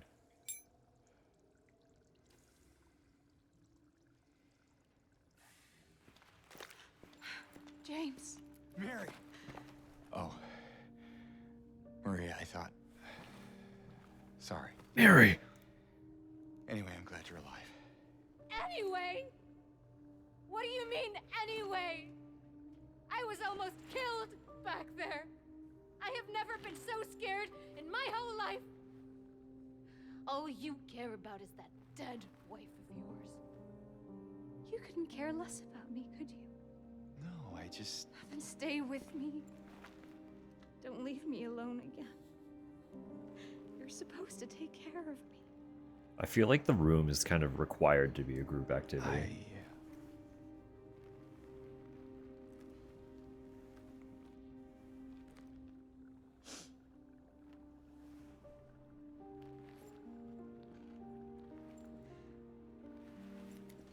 So what about Laura? You found her? Yeah, but she ran away. What? What? I love the delivery of that. You really seem to care about that girl. Do you know her? Yeah, but she ran away. I... What? Huh? I'd never met her. James? I just feel sorry for her. She's all alone and... I don't know, for some reason I feel like it's up to me to protect her. Come on, let's go look for her. Yeah, she, I found her and then... get this, right? So she lured me into a room and then locked the door behind me, right? Okay? And then this thing exploded through the ceiling, okay? Right? Are you still following? And tried to kill me. So I don't know why you want to find her so bad, but she is actively out to murder me. Maria, can we... No, Laura has no idea there's anything going on here at all.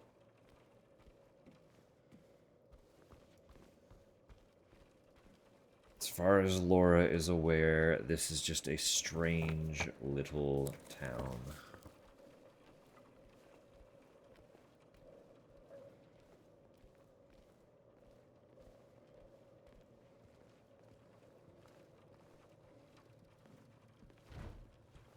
Standard little girl. Goblin, I am afraid I have zero context for what those are.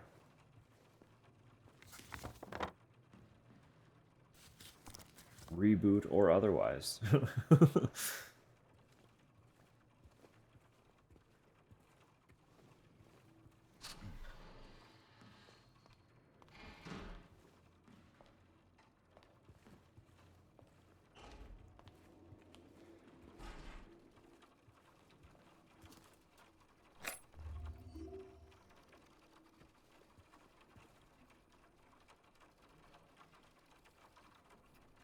KJ, about Laura or about Maria?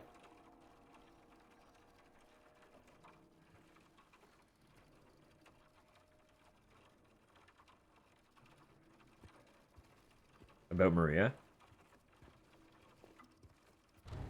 Do folks want me to tangent for a minute about Maria as a character, or would that be too spoilery? Because I can like pseudo video essay it right here, right now. What the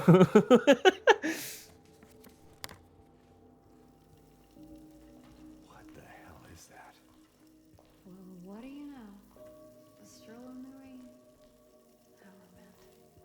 Vintage murder mystery. Okay, that's kind of fun. What are you talking about? But you didn't dig them. It's life, James. Just you,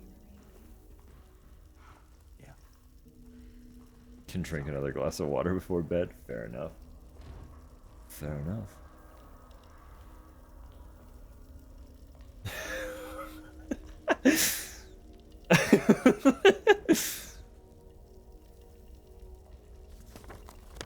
For real though, I can get into some nitty-gritty because she is a fascinating character that I don't see enough people talk about.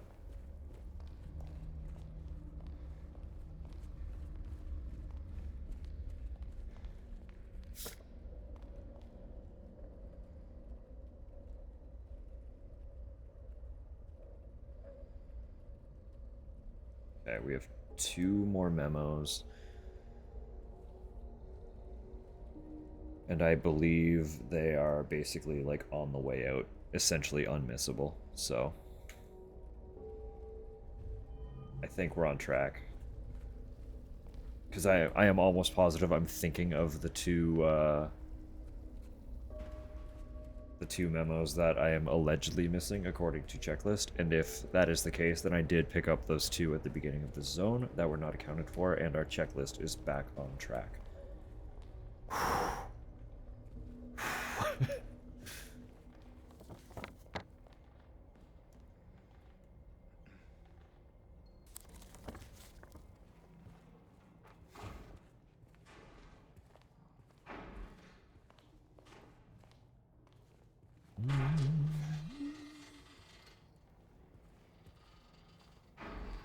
Set in the 60s, it was interesting.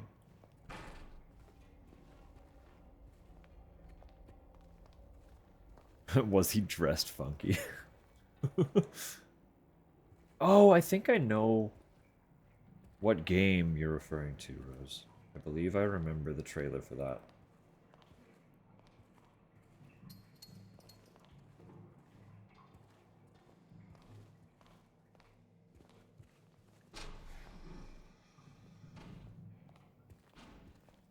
In which case, Is that what I think it is? that game's trailer is the only context I have for that entire series. So, yeah. Yeah.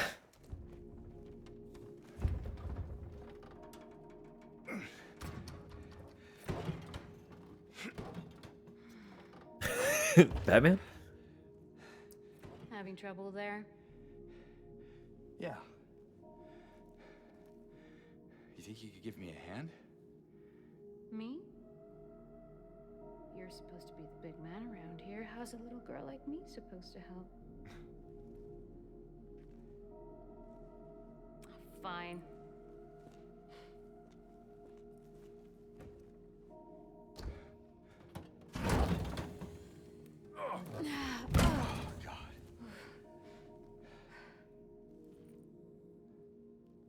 We have an ad break in 7 minutes. What's this? And I will have to run to the bathroom. Not very cute, is it? But I'll be happy to tangent about Maria for a minute. Why don't you take it? Once I come back, Thanks. if folks are into that. So, where to now? Come on. I think I know where those rings belong. 'Cause she is one. Like, first and foremost, I would really like to finish properly writing my Henry essay. But should I finish the Henry one, Maria is already a character that I have been thinking about doing a similar thing with.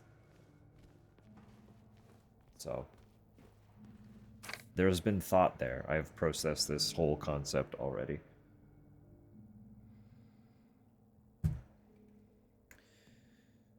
The patients will become the diagnosis scheduled for them when they'll make recovery, as my aim is always for the entire personnel, especially when their symptoms will become receding with effective treatment.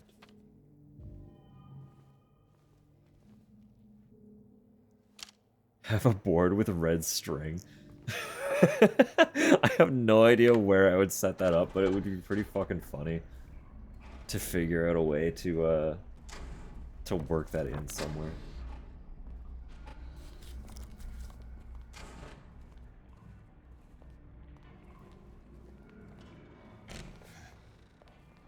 That opens.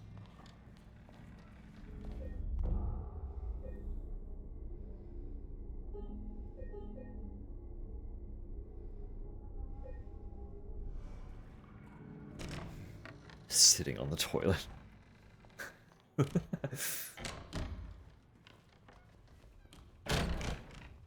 Hello?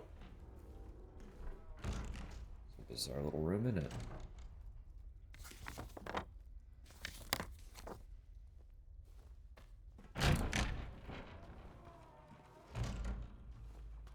Should be one more memo.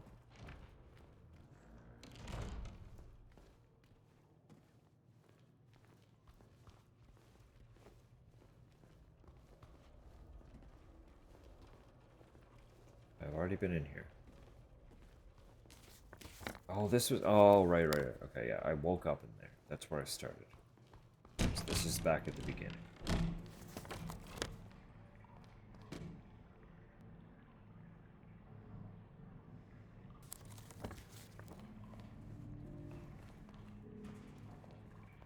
I really, really want to make sure.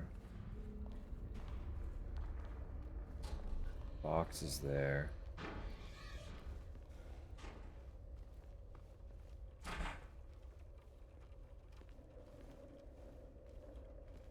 Is it in the stairwell?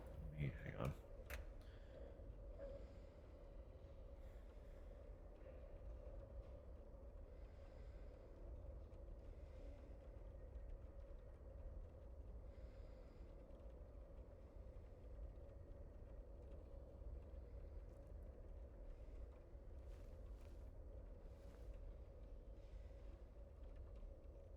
Yes. It is, I believe, in the stairwell. Okay.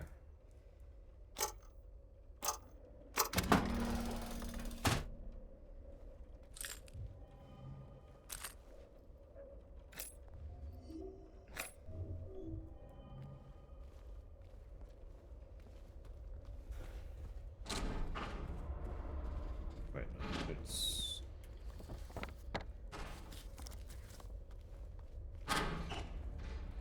Right. Elevator. Elevators are important.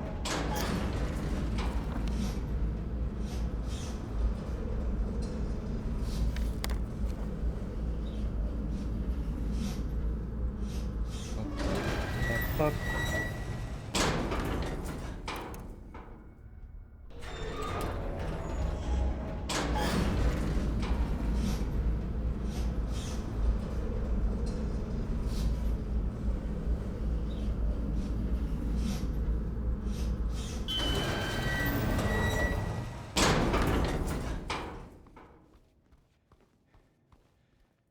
What is that?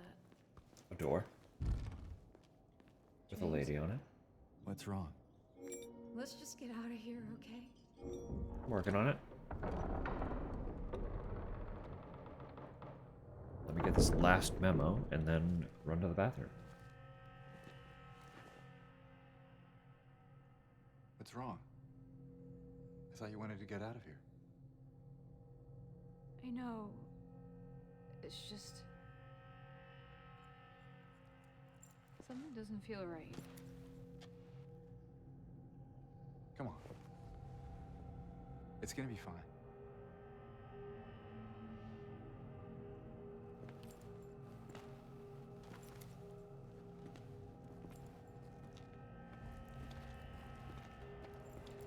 I think that particular interaction there is pretty important too in this iteration of the game.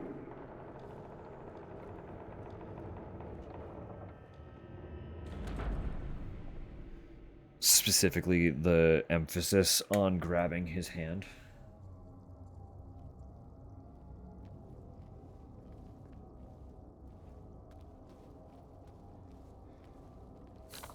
Alright. It is done. Sick. No more. So with that, we have gotten all of the collectibles in Brookhaven, including the ones not accounted for. Again, so long as I have not miscounted anything, and I do not think I have. So I can, theoretically, rely on my checklist again with confidence. But, quickly, I'm running to the washroom. This would be a good time for anyone who needs a stretch to do a little bit of a stretch. A little bit of ice cream. I mean, you can dive into as much of it as you would like. I will try a bite for sure. For now... Yes, thorough stretch is underway. Everybody partake. I'll be back here ASAP. See you shortly.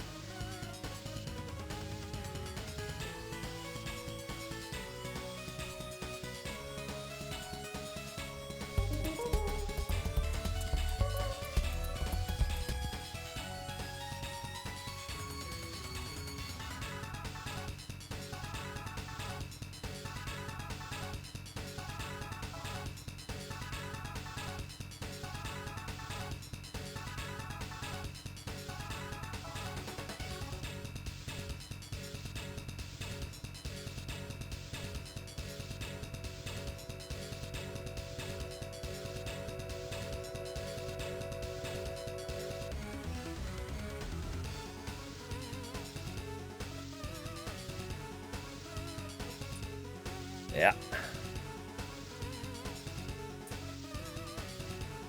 What's up?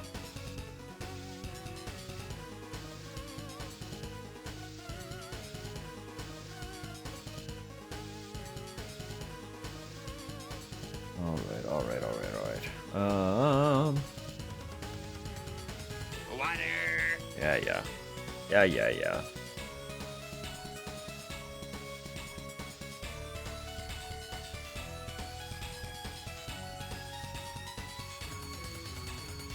So, Maria. She is a very interesting character for a lot of reasons, right? We're gonna get into some heavy spoiler territory for anyone who is worried about such a thing,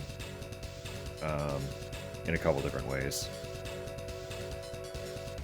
Because I'm not going to really get into detail about Born from a Wish, but I will address some aspects of that as well. A lot of my thoughts on her are a little bit of like a theory as well. It's not like definitive canon. But basically, we know essentially everything James encounters in Silent Hill, besides Laura and Eddie, of course, and Angela. The other people suffering through Silent Hill.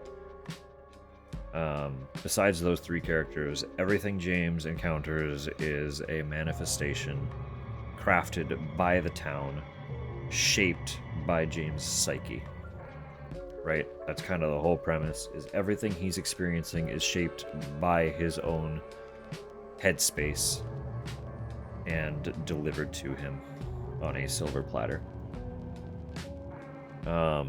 Those who know why he is in the town, basically everything he encounters is his psyche attempting to distract him on his unconscious effort to find the truth of what is going on, right? He has done something terrible and has actively repressed what has occurred. Pyramid Head, multiple times, is seen killing the monsters because Pyramid Head is trying to remove said distractions from James's path. But Pyramid Head is also kind of a self-imposed punishment, which is why he does not hesitate to attack James as well. But in general, he is making a thorough effort to clear a path for James to get out of his own way and stop repressing what he did. What is Maria but the largest distraction from the truth, right? Which is why we see her not only appear multiple times, but get singled out very explicitly by Pyramid Head several times, right? But Maria is an interesting one because she's not as simple to break down as the monsters running around. Because his roadmap ended up healing instead of... Exactly. It was very unfortunate. No, so basically, like, biggest spoiler for the whole twist of the game, right? This is the 5th playthrough I've done of this game, so close your ears if you don't want to hear this, but this is... We're past that point. James has said multiple times that Mary died 3 years ago. Mary did not die 3 years ago. That's the big twist. Mary got sick, or at least diagnosed, 3 years ago.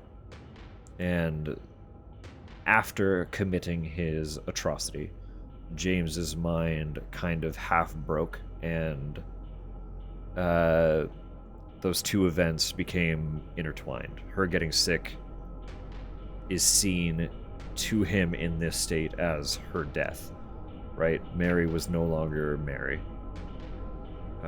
So after he repressed everything that happened, he started to genuinely believe that she died 3 years prior. The events of the game, Mary has only been dead maybe a few days at most. Basically, James has killed her. That's the whole twist, right?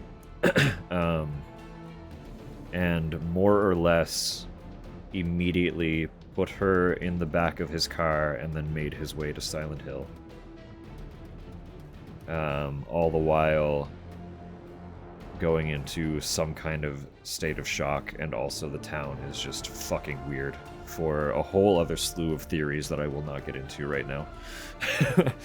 But I do have theories about the town as well.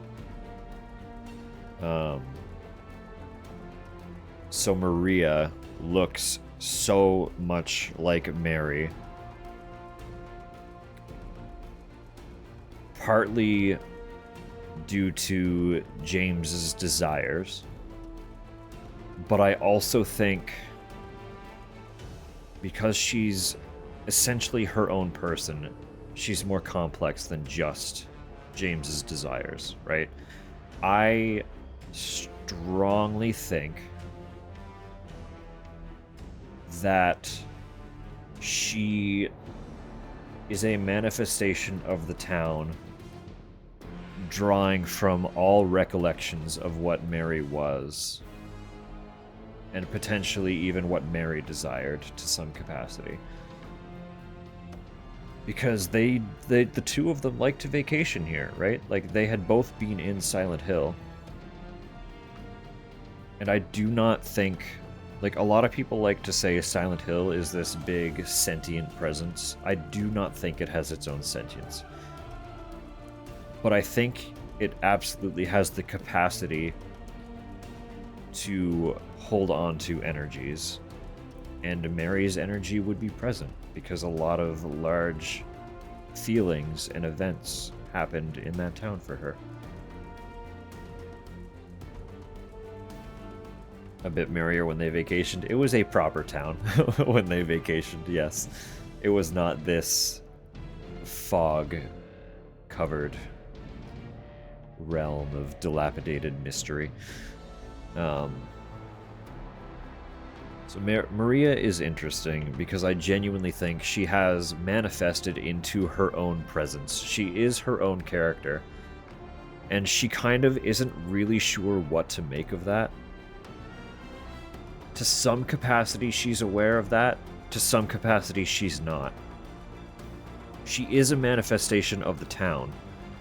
A lot of people say she's James's manifestation, and I disagree with that statement. She wouldn't exist without James's psyche being a factor, but I do not think she is exclusively James's manifestation. She came about partly through James's desire to have a healthy Mary, and possibly a Mary that was a little more fun, in kinder words. Because, like, obviously Maria is less reserved than Mary. She's a lot flirtier. She dresses a lot more eccentrically. She is implied to work at Heaven's Night, which is a strip club. So there's a lot of underlying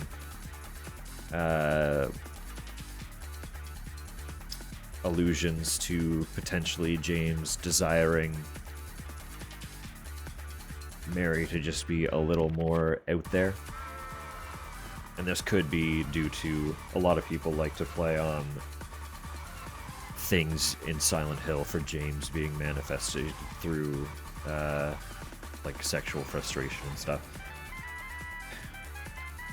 You can get a little bit of that, sure, maybe, but I don't think it's that bare bones and simplistic. It's a really like narrow scope to view James through, and I don't think that's fair. But sure, there could be a little bit of that to how Maria ended up as Maria.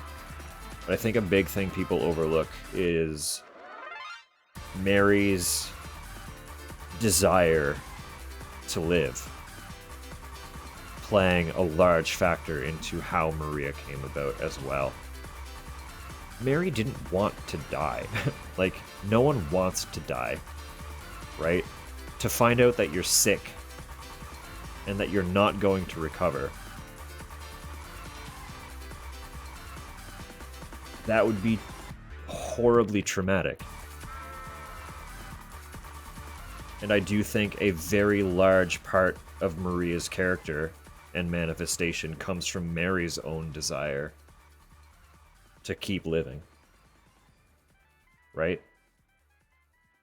And this is alluded to a little bit by Maria's own fighting against James to try and live and continue to exist. It's toward, I believe it's in the Leave ending. So like the 3 base game endings, we fight a being that is a transformed version of either a Mary or a Maria, right?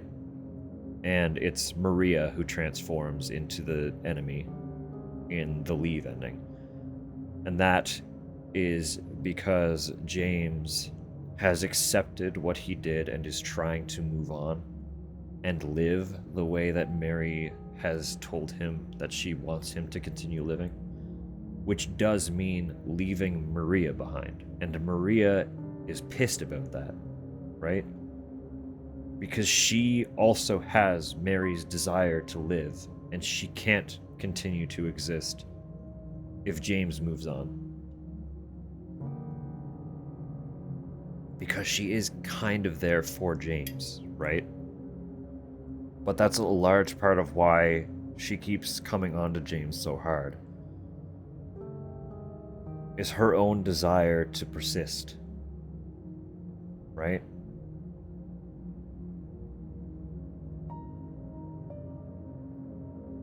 That's bleak, right?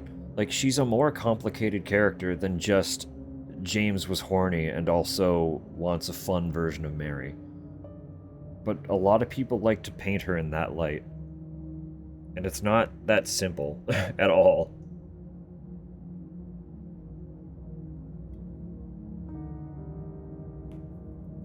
But she is also, like, through that will to live, and through James's subconscious trying to continue to repress what occurred,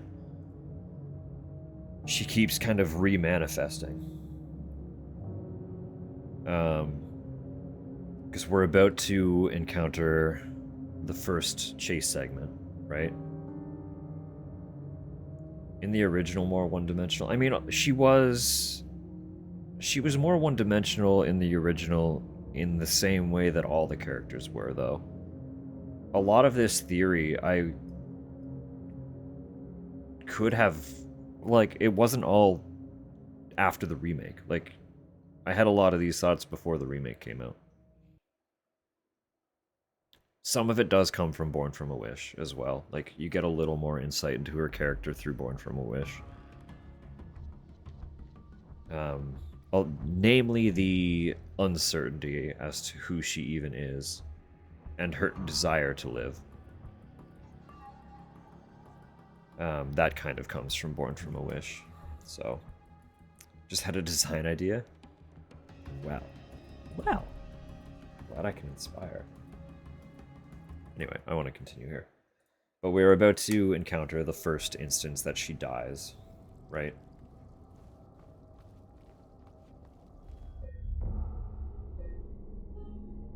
And we encounter her again.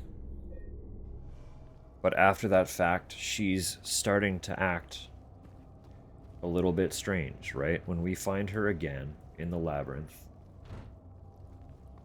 she's a little bizarre. Nevertheless, she persisted. I love that.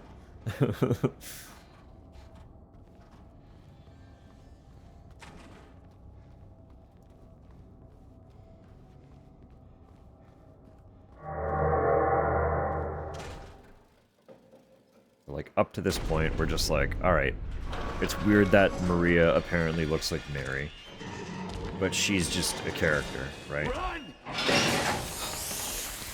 It's after this moment, when we encounter her a second time, that you're like, okay, things are not quite what they seem with this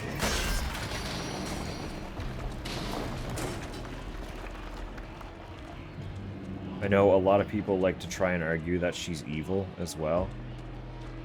I also don't think that's true.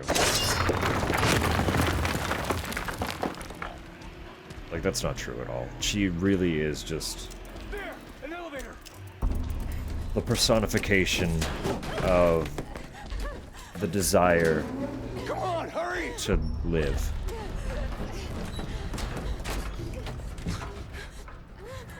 Not just the desire to live, but a person who has already passed.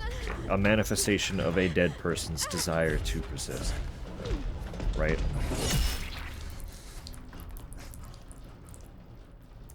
This one is rough, I know.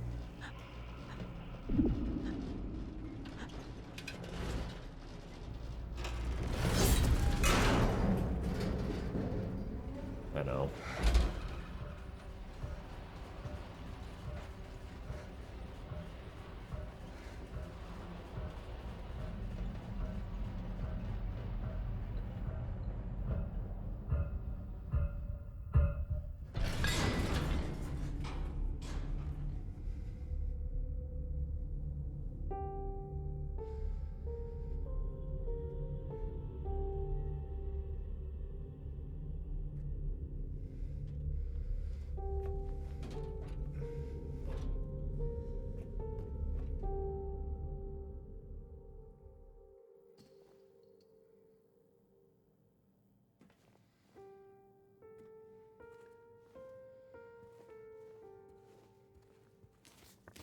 I don't know. She really is just like an absolutely fascinating character to me. There's a lot of layer to her that people don't typically address. And it's not really fair. She deserves to be given more attention.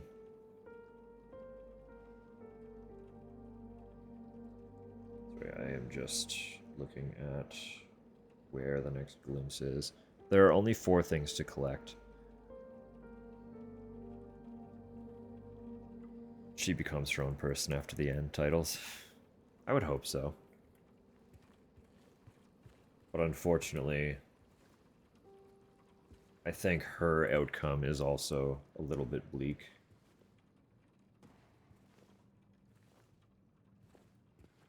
Unfortunately.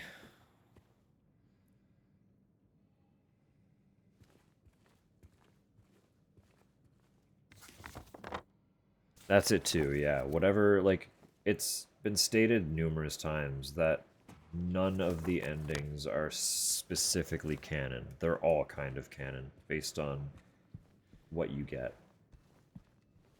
Like, the ending you achieve is your canon, right?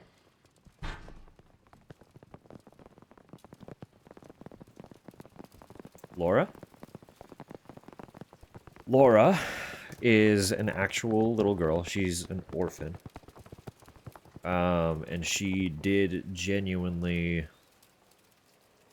in terms of James's story, she's key in him realizing that his perception is not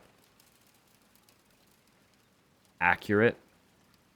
Like, what he remembers isn't quite the truth. She is a key role in him questioning what's happening, in a much more detailed scope. If she wasn't here to give him certain hints and clues, he might not come to the conclusion he needs to come to.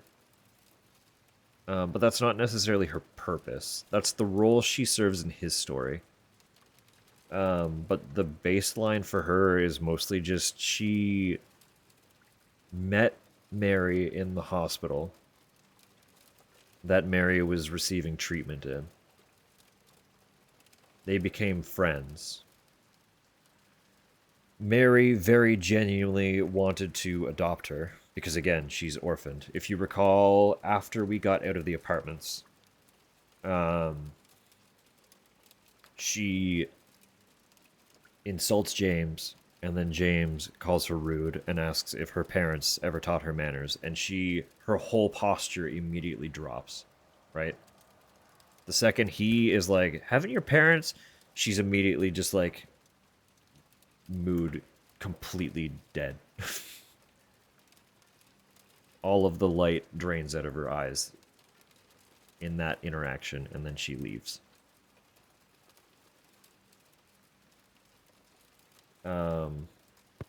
So she was in the hospital with Mary. We don't learn what happened to her parents. It might have been an accident, hence why she would be in the hospital.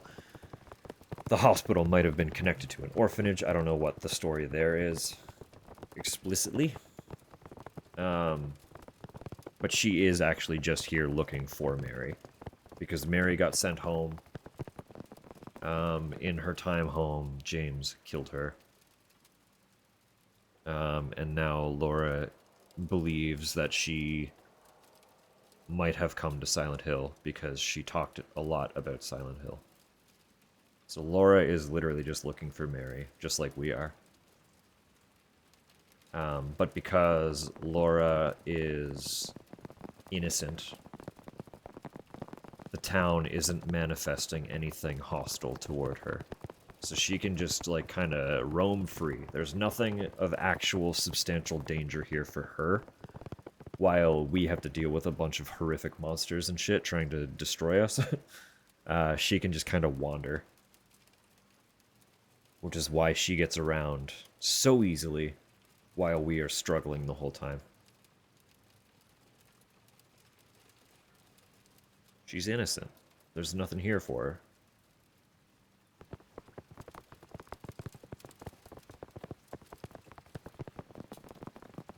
But she inadvertently plays a key role in James finally coming to terms with what has occurred.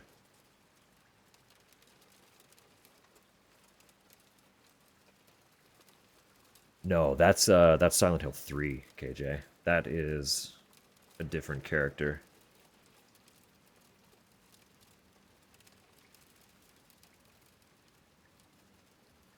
East Asian menu. I'll take a peek. I'll take a peek. That is that line is Vincent addressing Heather.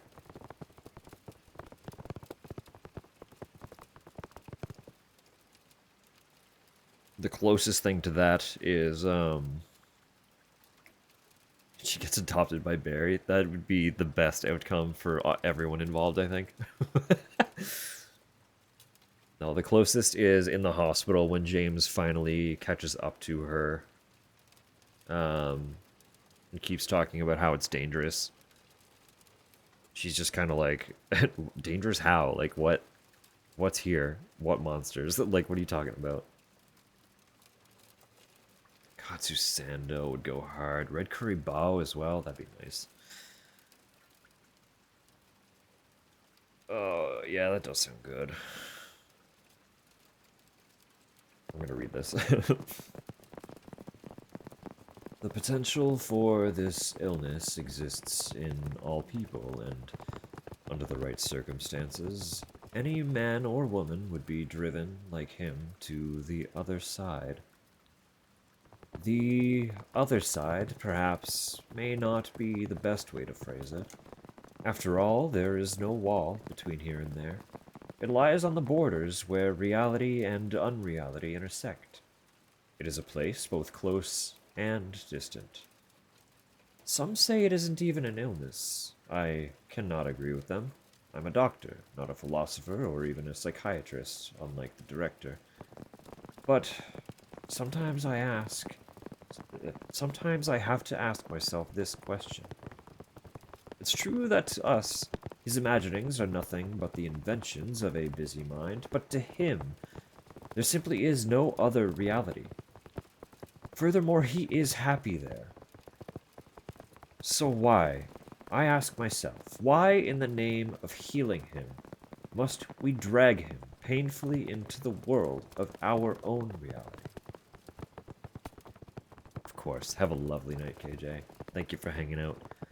I can't promise I'll ever turn that ramble into an actual essay, but know that I do have somewhere in the back of my mind the desire to do so. And I hope that my rambling about it explains a little bit as to why I would like to.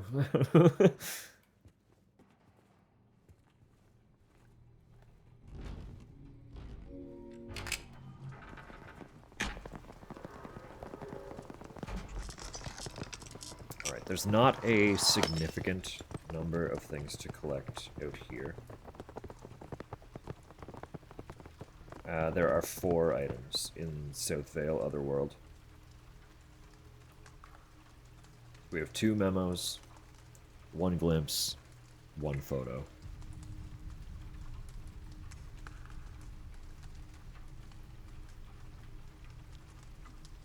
The photo will be in a car. The glimpse is in Neely's. Those are the harder ones to find, typically.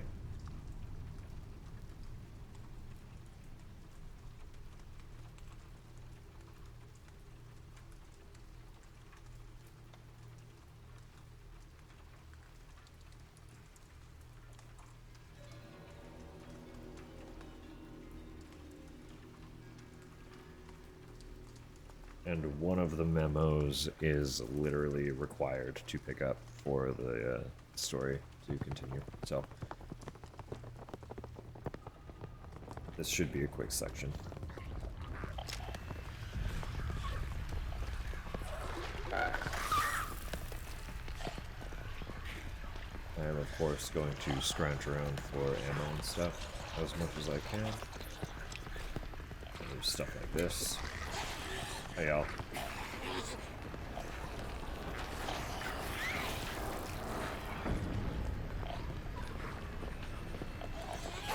Ow.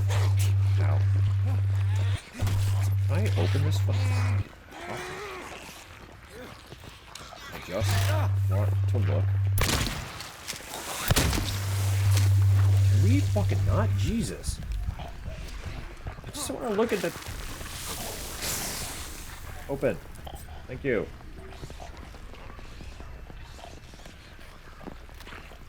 Very useless trade I did there.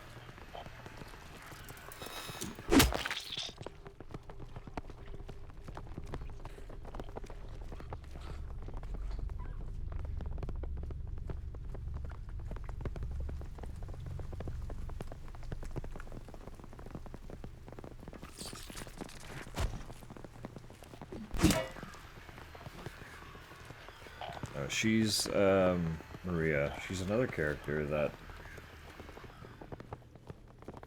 people like to try and paint in really black and white terms. But I don't think it's fair to paint any of the characters in this game in like a black or white, good or evil type situation. I really genuinely don't think any of the characters are explicitly an example of good or evil.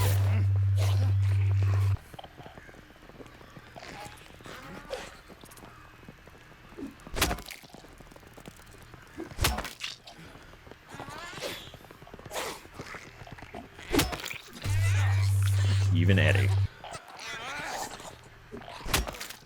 Eddie would be the closest to evil that we get. But But even he is a little bit of a victim of circumstance, right? Like, the characters are good because they're all very realistic depictions of people responding to situations. Some people respond to things in a healthy manner and some do not. Right? Generally, people are not born evil. Right?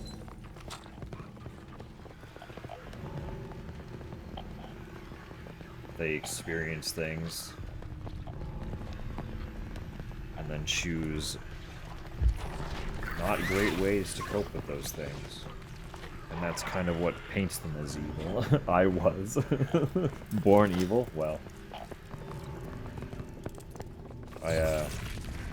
I wish you a speedy recovery.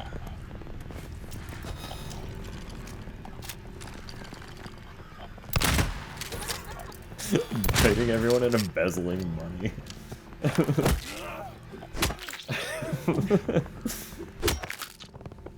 The dichotomy of the human condition, really.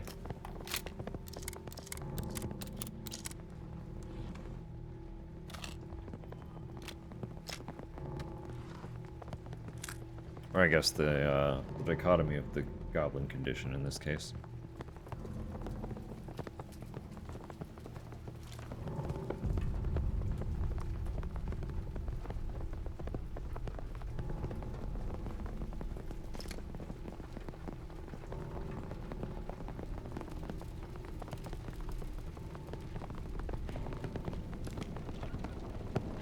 Because as we all know, humans are not born with teeth and biting, so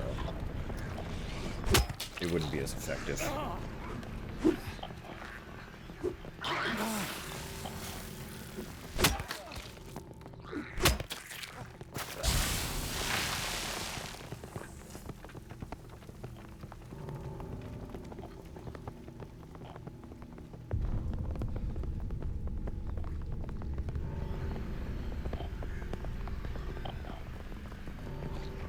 Many pieces of goblin literature. Perfect. Goblin literature. What a word. What a powerful word.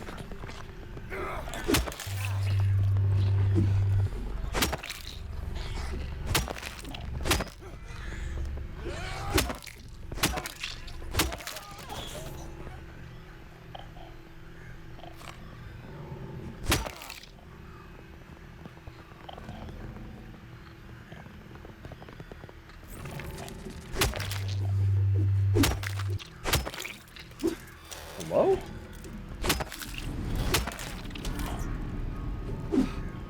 My screen zooming upward like that was not me. That was James deciding to lock onto the bug instead of the legs standing in front of him.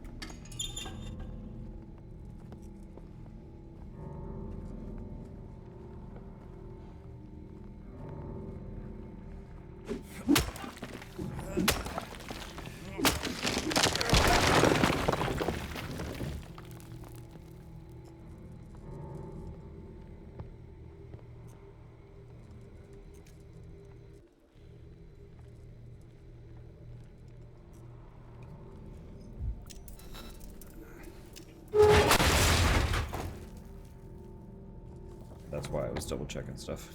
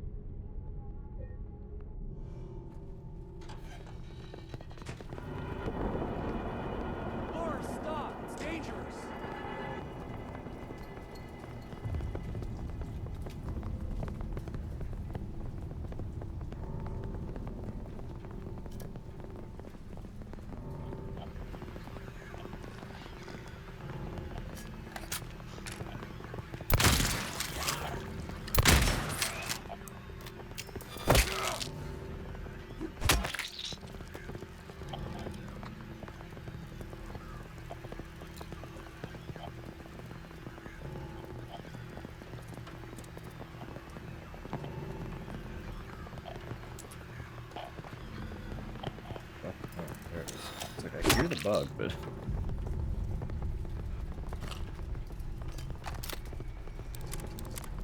I hear there's a bug somewhere.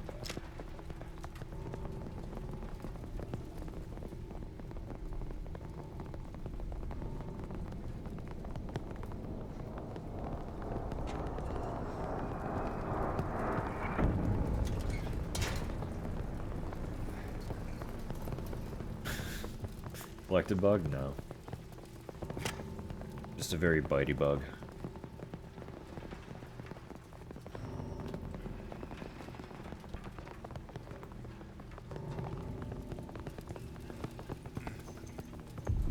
Unfortunately, very bitey.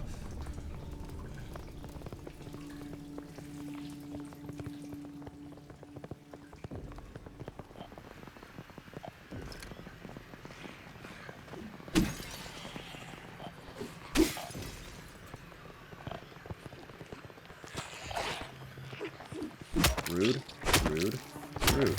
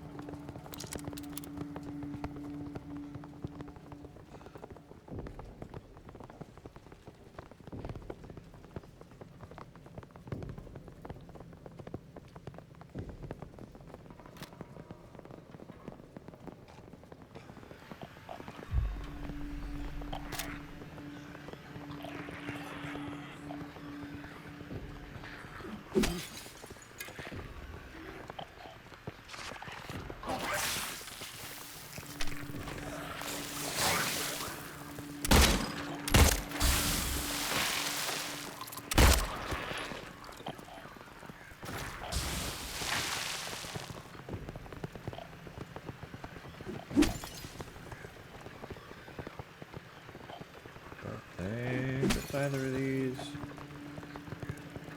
Well, the photo is in the front of the car.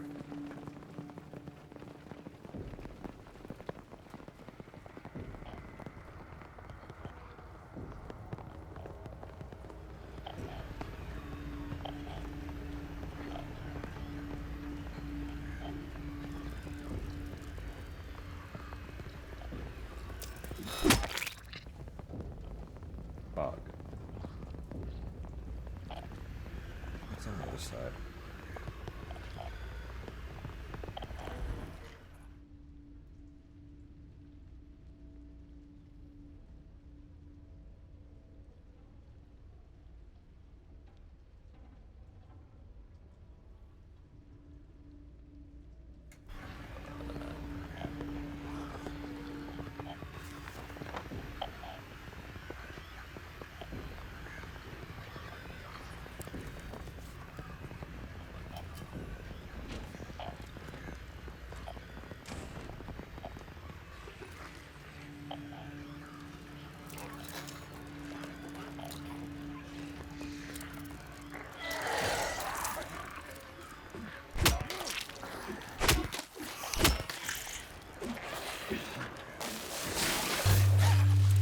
God, the fucking mic makers. Can we not?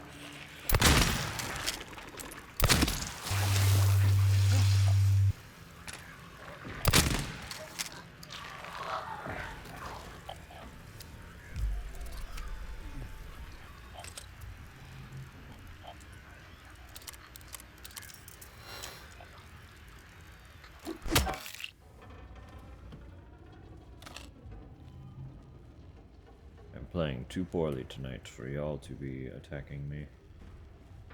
Need you to stop.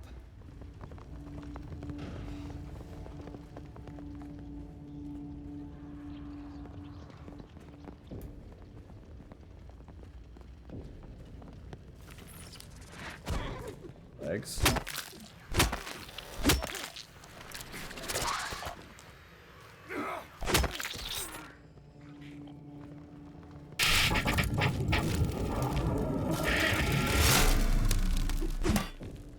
Bonk.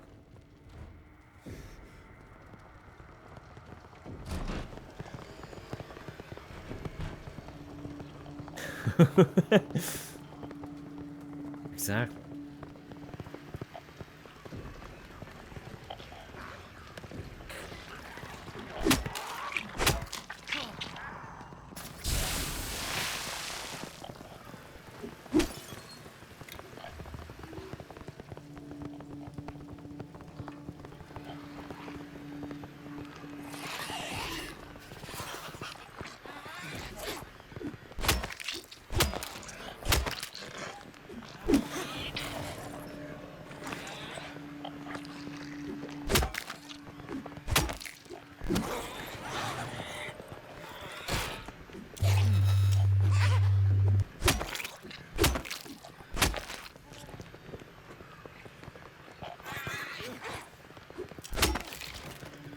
Fuck.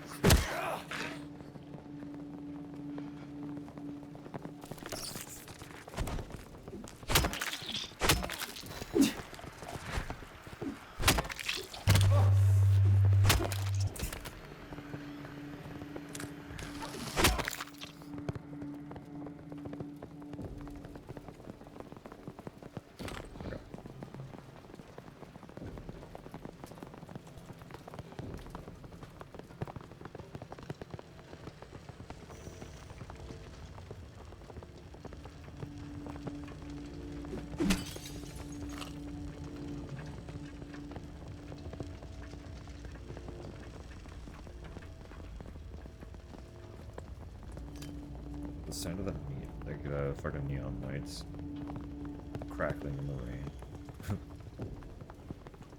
I don't know what they did to get that sound, but it absolutely has an energy to it.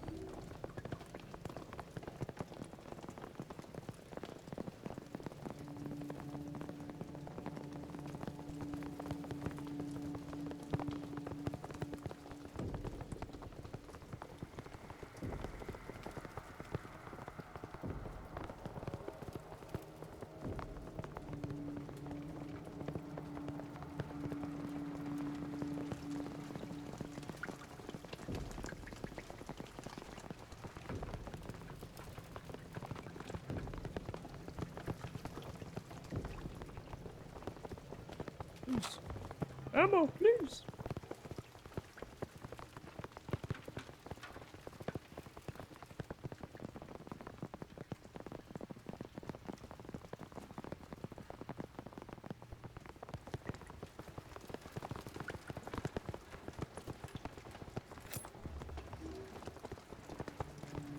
I actually have so many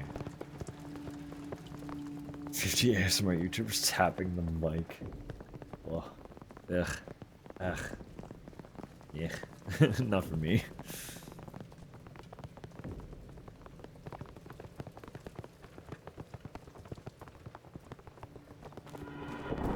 Laura, please! Laura, stop running.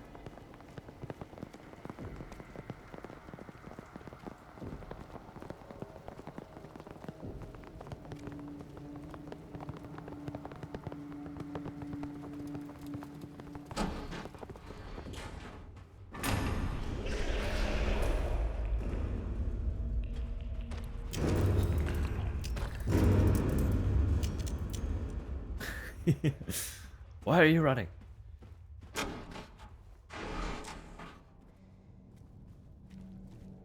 Laura? Where did she go? Okay, excellent. So this first memo. He who is not bold enough to be stared at from across the abyss is not bold enough to stare into it himself. Truth can only be learned by marching forward. Follow the map. There's a letter and a wrench.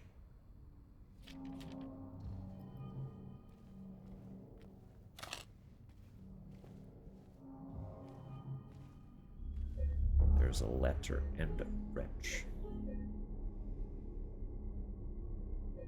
Fuck, has it really been that long? Adds in 8 minutes again.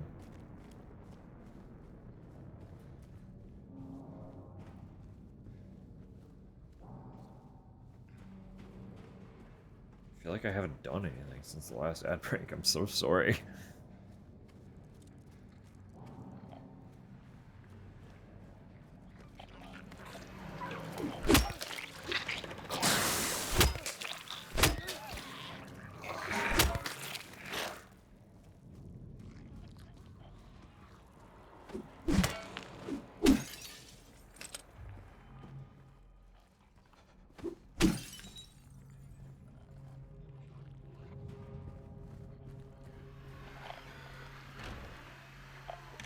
Girl.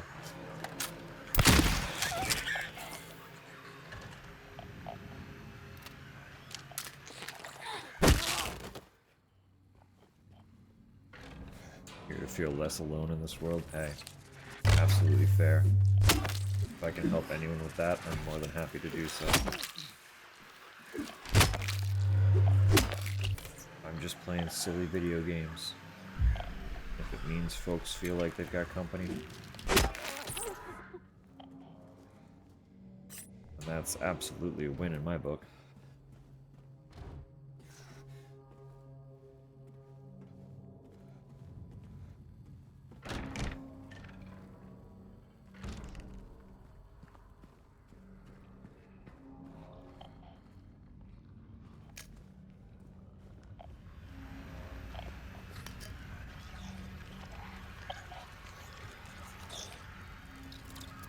There you go.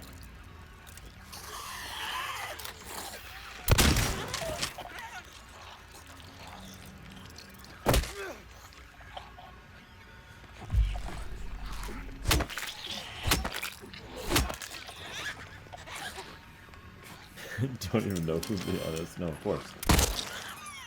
It's all a clever facade.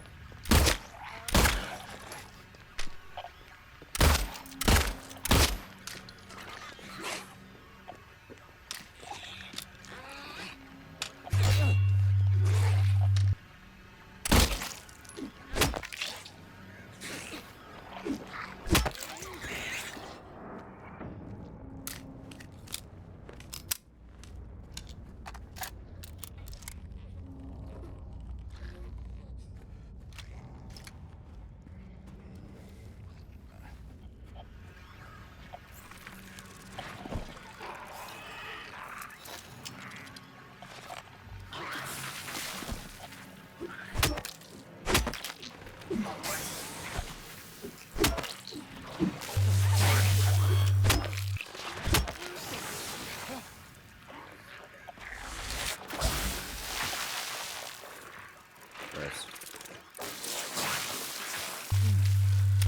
Not bad. Not bad.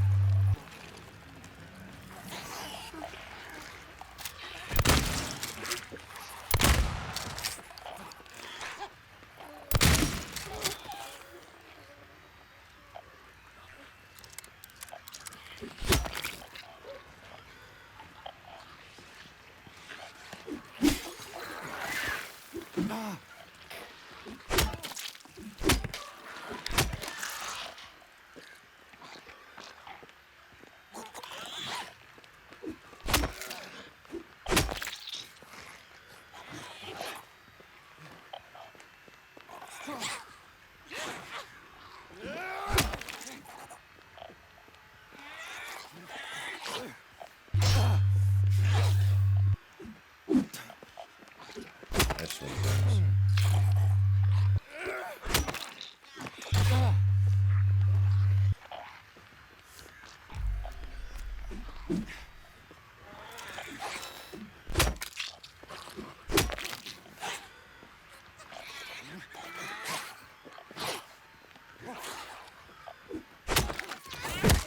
They really do just be avoiding everything.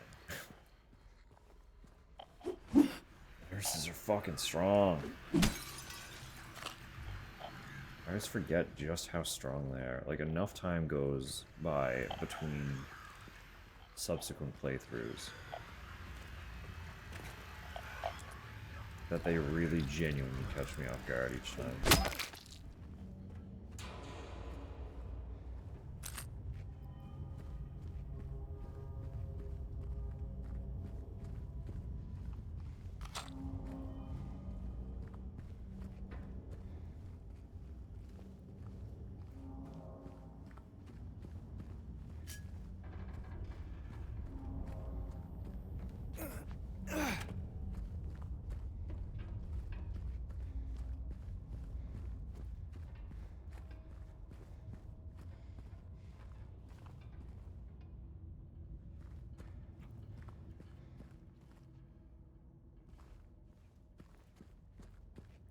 Still not totally sure where this car that I'm looking for is. It said it was outside of a diner or something. But...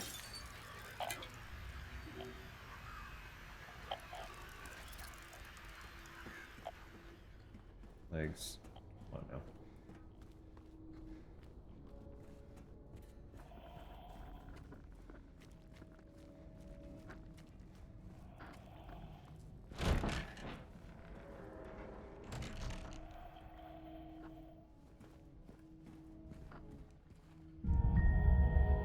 It's the glimpse. That's good.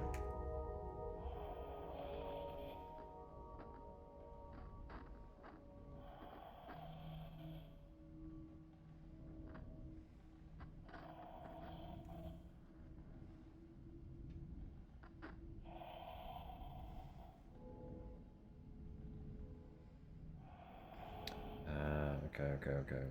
I see. Got it.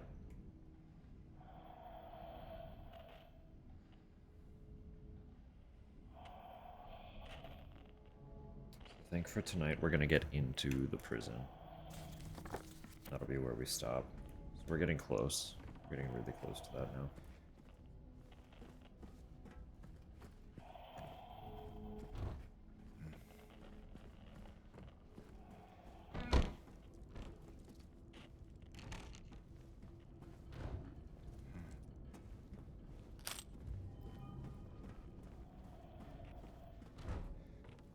Mostly because I'm actually quite tired as well. I know Tubbs was saying she's tired, but... Fucking same, dude. And this has put my mind at ease, knowing that we are, we should be on track to collect everything anyway. Sorry, those ads are about to start. Knowing that we should still be on track to collect everything has me feeling a lot better about this playthrough.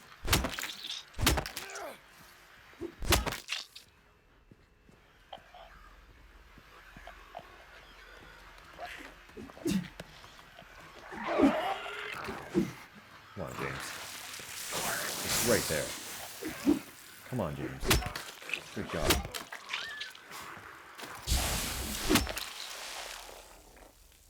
No, it's been quite the roller coaster.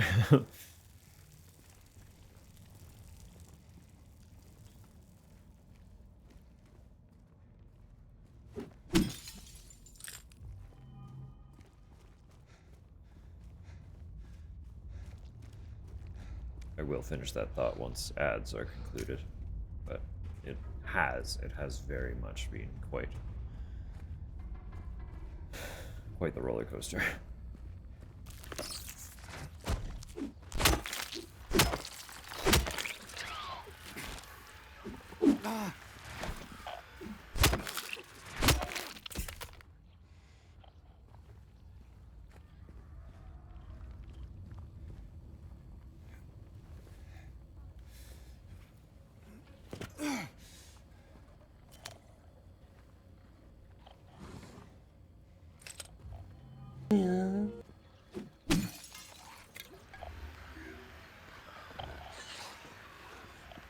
What's up?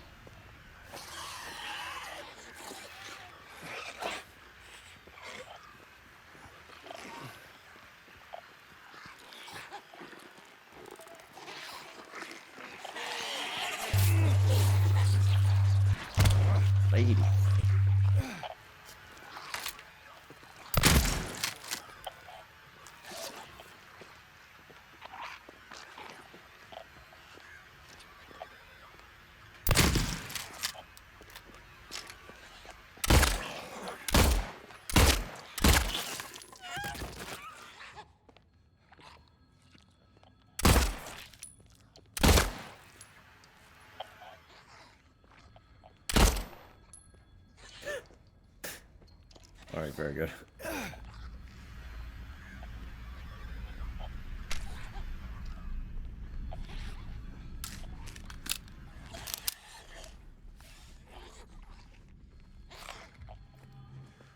I wanted to look at this laundry machine because one of these was like blocked up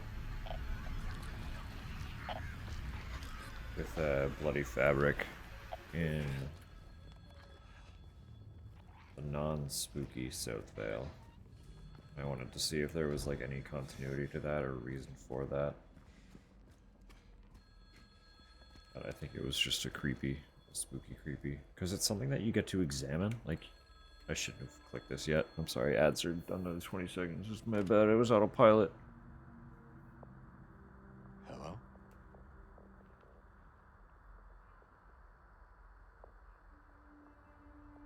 Anyone there?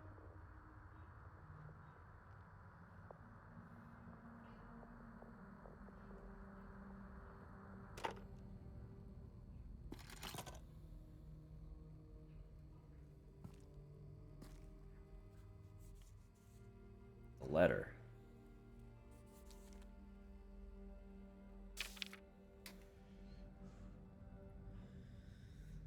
Or perhaps you are a fool.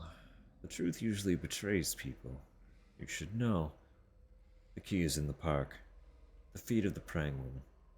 The wrench will open the gate. The key will let loose the abyss.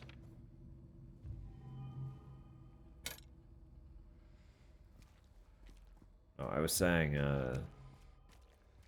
playthrough has kind of been a mental roller coaster. In that, I was like very, very stoked, super excited to get into it. I went from very stoked to kind of horrified at the prospect of missing a bunch of stuff.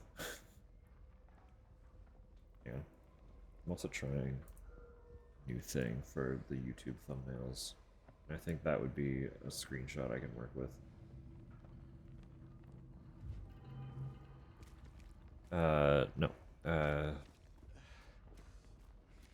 Just, there was terror. There was genuine terror at the thought of my efforts having been incomplete.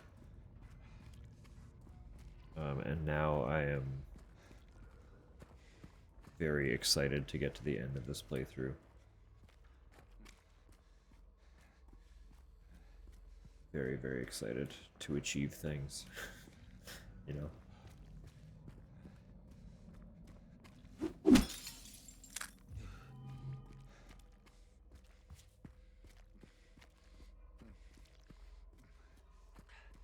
Also, that is the final item for South Vale.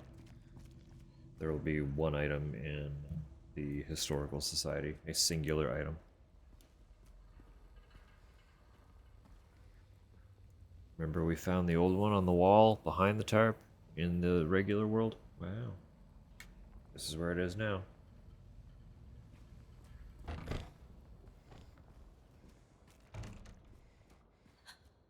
And the final item, it truly is. We're en route to finding the final item for the night.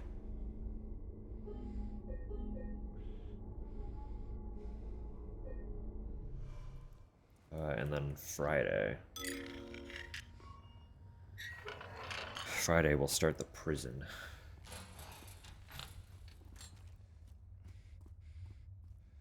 Which has a few things. There are 15 items listed.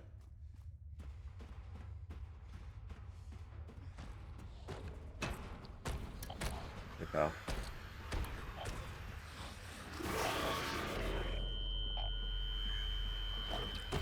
Take us to the friendliest places. I do my best. Yeah, I try.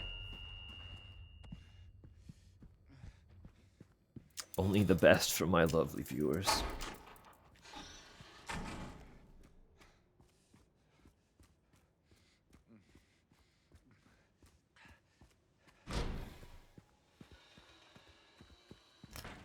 Please, please, no need to thank me.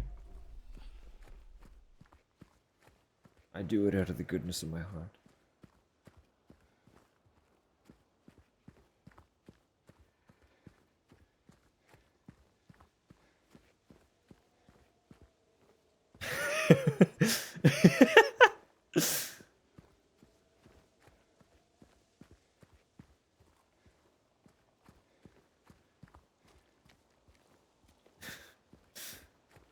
I mean, come on. Morguno would hit.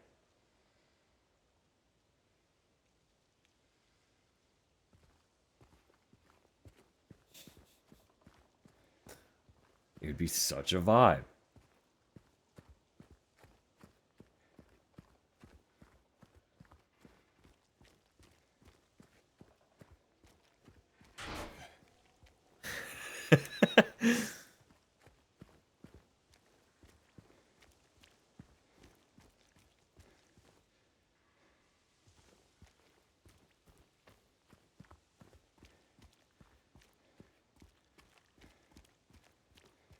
Is there anything new in here? Be a great place to put like a spooky.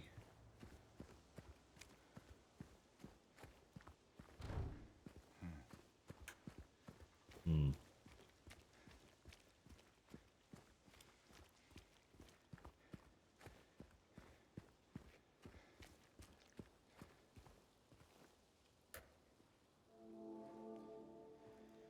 This one's rough. Hey. Are you feeling better?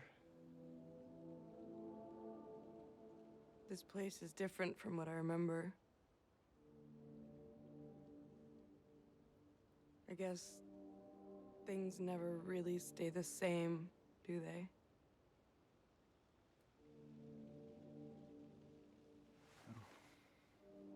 I guess not.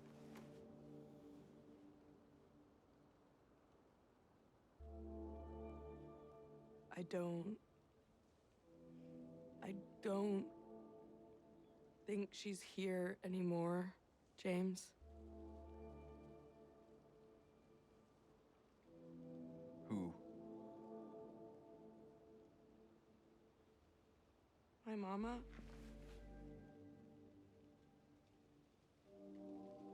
She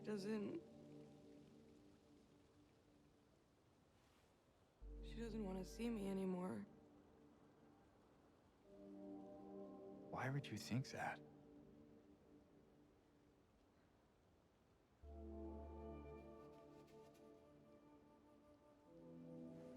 Anyway, I'm happy to see you. Happy to see me? Alive, I mean. Oh. Yeah. Or go in the drawer is fucking wild. Draw 10 cards or spend 10 minutes in the ice locker. Still don't want me to go with you? If we stick together, we might just make it out of here. Out of where? This town. Silent Hill.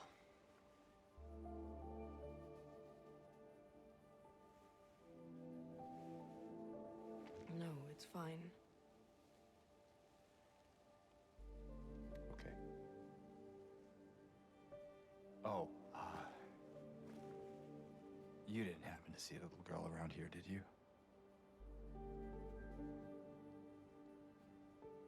A little girl?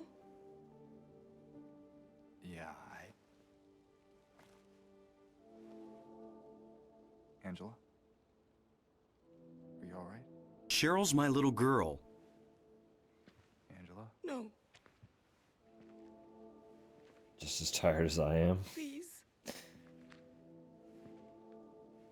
I don't You know shouldn't be here.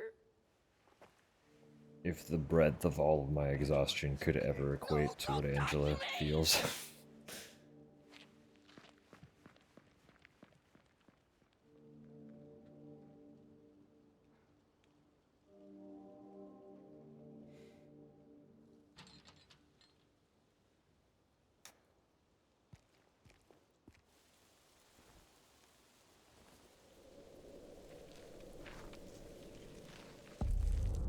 She is a tragically and horrifically broken human being.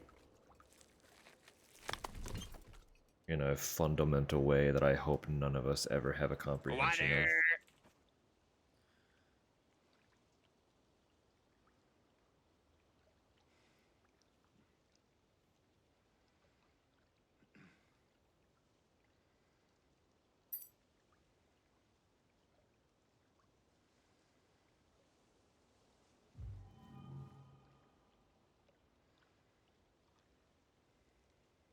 My patient buried it here.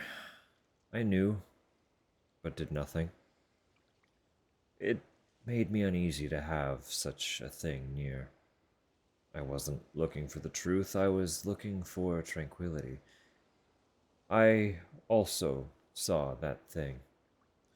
I fled, but the old society was sealed. No one dares to approach that place. Now, I offer you the key.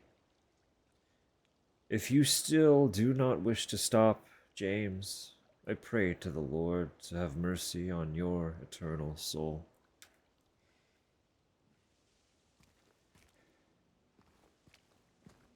Yeah, Tup's really popping in. Just be like, alright, everyone, fucking drink water. You're all required now.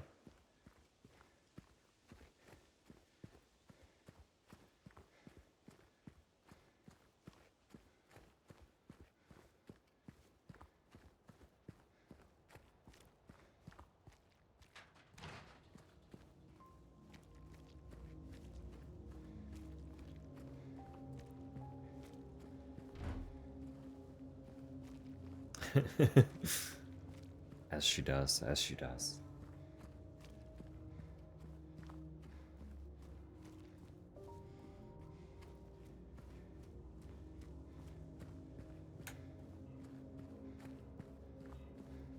This bit is locked again, right? I should assume. I don't know why it wouldn't be.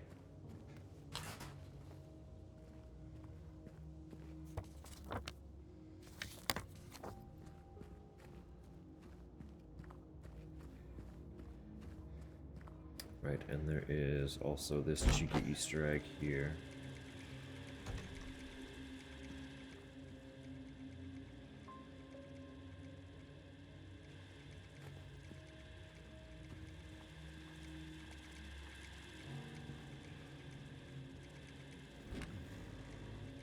Pride flag of flowers.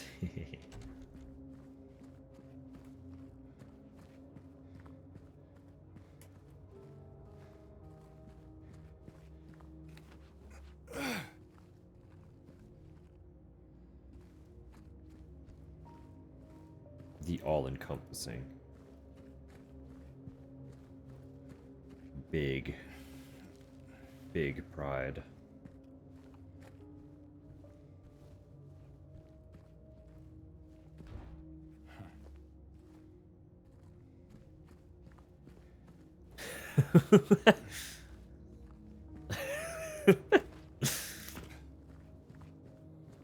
Standard attention for General Gay.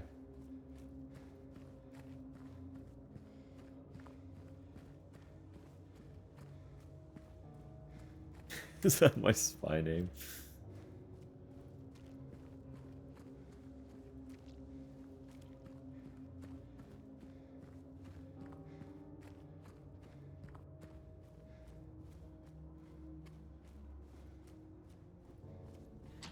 I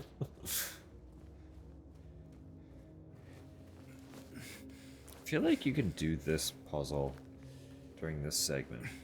I don't think I did it while I had Maria the first time. Came back through here and did it at this point.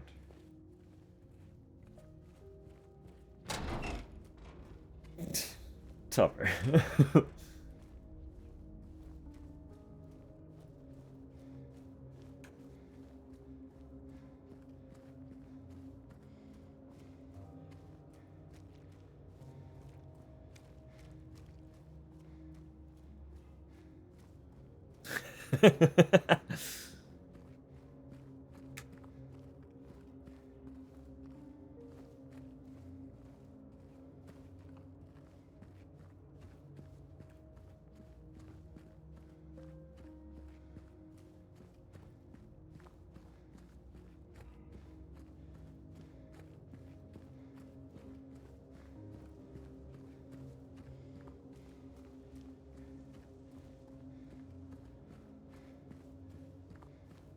Bum, bum, bum, bum, bum, bum, bum, bum. Jesus. Mandatory. Wow.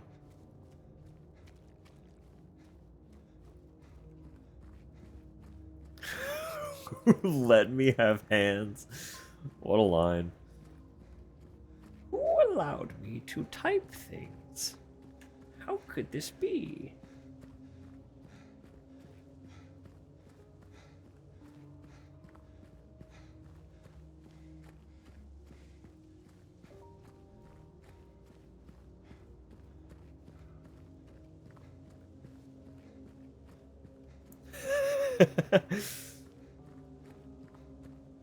Is this what you wanted? Look at what you've created.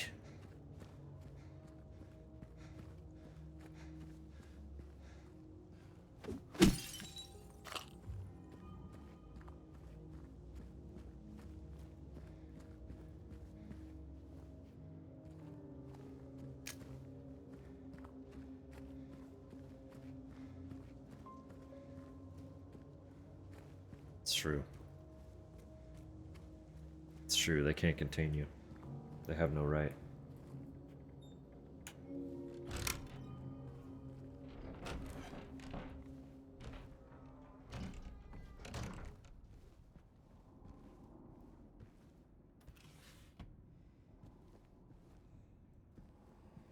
So I mentioned that there is only one of the collectibles here.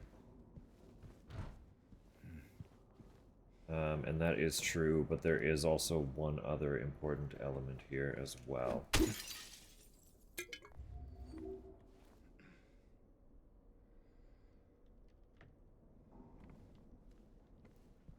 You will see momentarily. Lady of the Light. The unveiling of one of two statues commemorating the local folktale. Does this one have a description? No.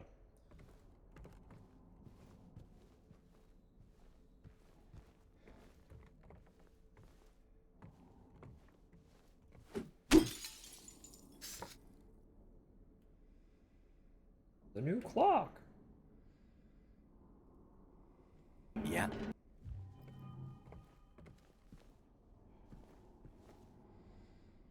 Little Baroness, The Maiden Voyage of 1916. I think I've mentioned before, this one's fun. I don't remember if this was in the original 2 or not. But that ship is a key component of the Silent Hill arcade rail shooter. The plot revolves around that ship sinking. And then, like, ghosts happen and shit. It's him. Misty Day, Remains of the Judgment.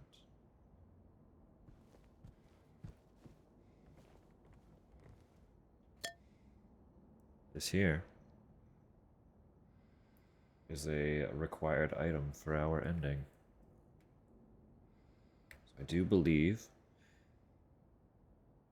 we only need one more item. I do believe. And it will be obtained in the hotel.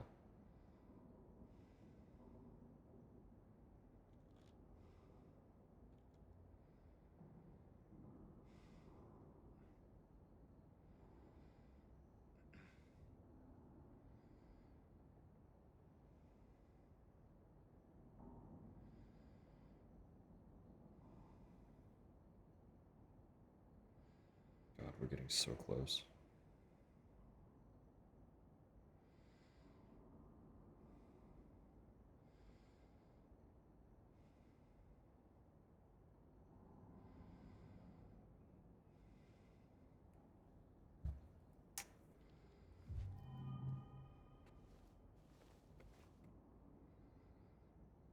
Waterfront landscape. Alan Smith, date of birth and death unknown. A depiction of the local area. The style indicates it was done sometime around the 1820s when the region was far less populated with sparse infrastructure.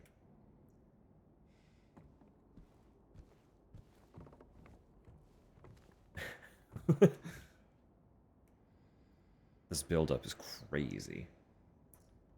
Wiltsey Coal Mine. Established around 1850, it remained operational until the early 1900s. The mine played a key role in the revitalization of Silent Hill.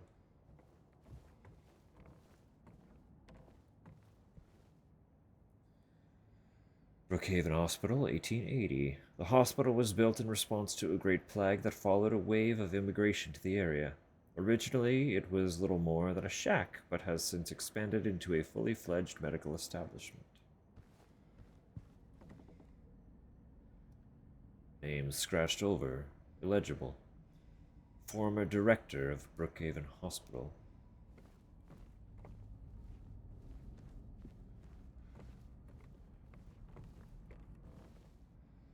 Hole. Silent Hill Historical Society founders.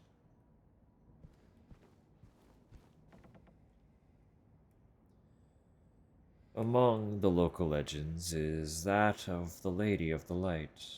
The story tells of a woman who was accused and found guilty of witchcraft. As punishment, she was taken to a small island out on the lake, a minuscule stretch of rocky soil devoid of any food or shelter. There, she was to suffer a slow, excruciating death as her body succumbed to cold and hunger. However, unbeknownst to the rest of the townsfolk, there was a young man among them who, having gazed into the woman's eyes, as bright and beautiful as a midsummer's moon, had vowed undying love for her. When she was convicted, wrongly, as he believed, he swore that he would not let her suffer such a cruel fate. While waiting for an opportunity to abscond with his beloved every night, he would sneak out and row across the lake, bringing her food and something to keep her warm. And every night the woman would stand there, on the shore, holding a lit candle to help him find his way. But then, one night, when the sky was exceptionally clear, devoid of even a wisp of cloud, the young man set out on his nightly escapade. As always, he would look out into the distance, looking for the light in the darkness that would lead him to his beloved. On that night, however, the moon shone so bright and so vibrant, stronger than any candle could. Seeing the light's reflection in the water, the young man was led astray.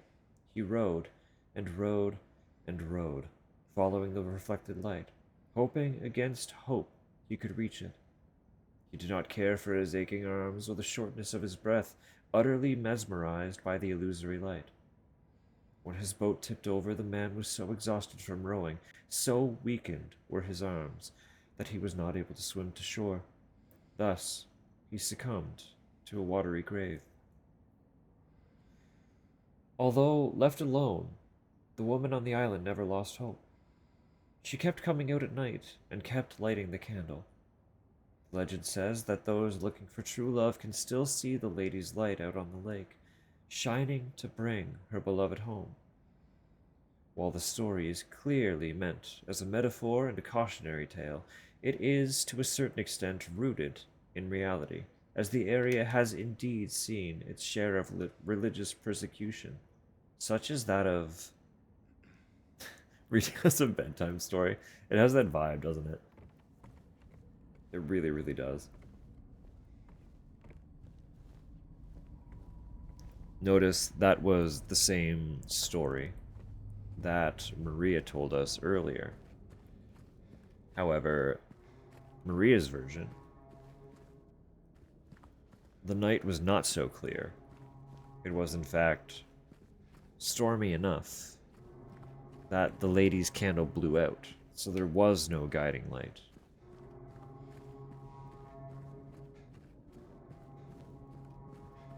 In the story in the book, the man was led astray by a false guide. But in Maria's, there was no false guide. Isn't that intriguing? Do you find that interesting? I kind of do, seeing as Maria, in James's story, is something of a false light. But she would not tell James a version that involves her being the false guidance, would she? Hmm.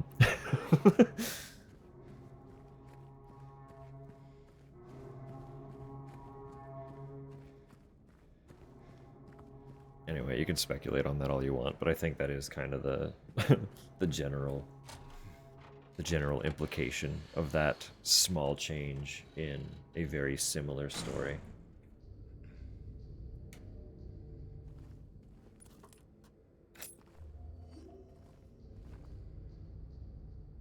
Toluca Prison, September 11th, 1820.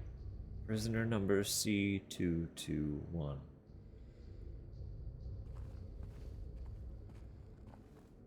It's basically at this point, as soon as we find the next save point, that will be where we're closing things out for tonight.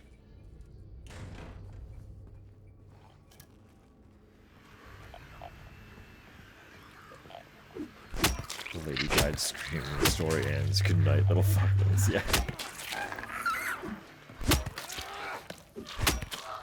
As the man drowned, and the lady died, alone and cold,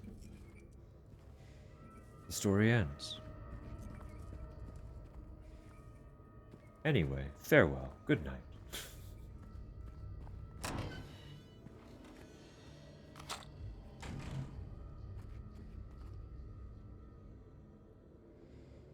Toluca Prison Camp.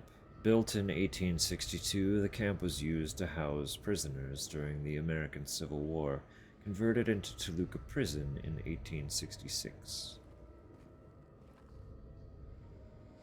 Death by skewering, an execution at the prison, death by skewering or strangling. To choose his death is the prisoner's last taste of freedom.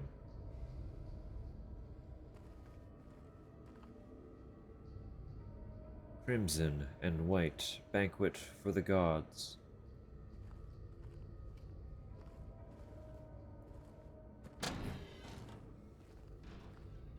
If you recall, early on in the flower shop, we read that it was apparently viewed as bad luck to have a bouquet of red and white flowers. Perhaps related to the fact that the colors were those of the executioners of yesteryear? Perhaps. May chance.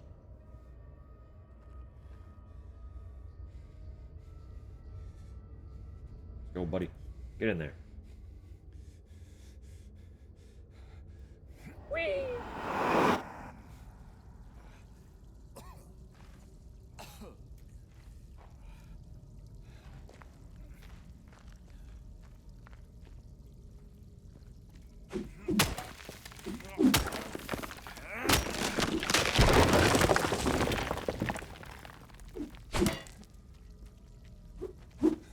The next one. That's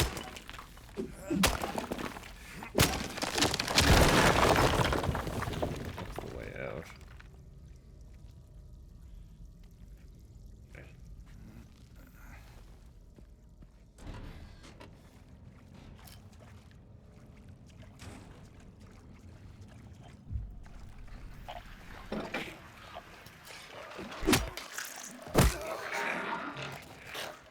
I don't think there's anything over here, but I want to look anyway. Yeah, okay. Yeah, okay.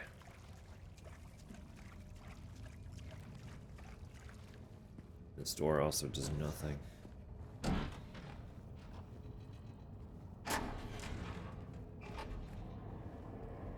So this here. Door. Door in the floor, right? That's clearly a ceiling. Shit's getting funky. Shit's getting funky and weird. Oh, look, a key. Wow, incredible. Uh-oh.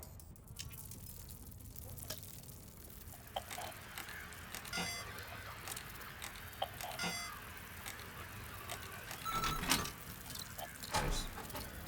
Fast. Man, handheld car door.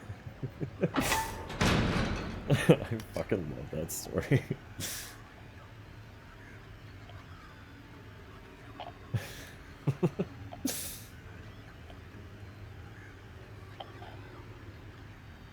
Come, pal. You can do it.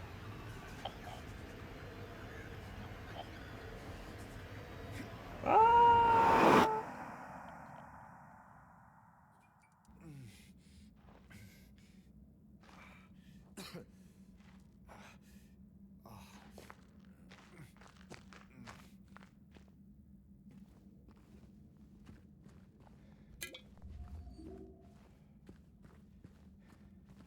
Say the first glimpse is actually right in this room.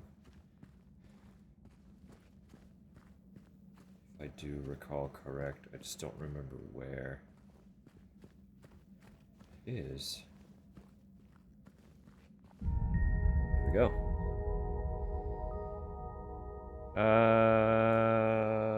Leave them on.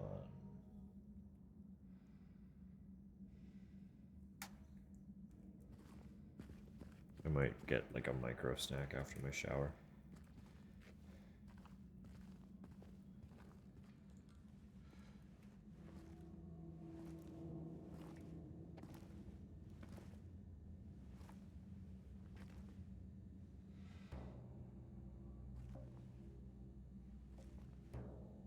Ain't no big deal. Just put the gun to their head and... Eddie? Oh, hi, James. What happened here? Who was that? I don't know. It just came at me. Okay. So he attacked you, and you shot him. Yeah. Yeah, that's right. He made me do it. Okay, calm down, Eddie. Any idea why he would do that? I don't know. He came out of nowhere. Tried sneaking up on me in the dark. I heard footsteps, so I turned back and he was right there. And you could tell that he wanted to hurt you. Well, yeah, I mean, the way he looked at me, I just had to do it. He looked at you. I thought you said he came at you. Yeah, I mean, I could see it in his eyes. His eyes. He kept looking at me, making fun of me. And I told him not to, but he didn't listen. Eddie, you can't just kill someone because the way they looked at you.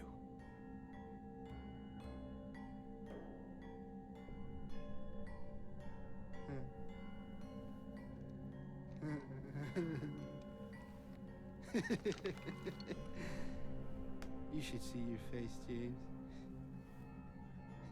I was just joking. The guy was dead when I got here.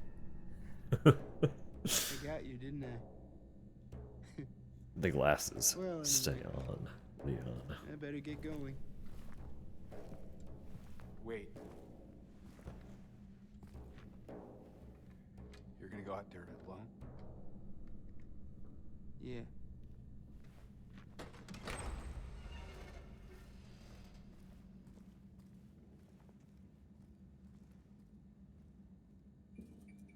Yeah.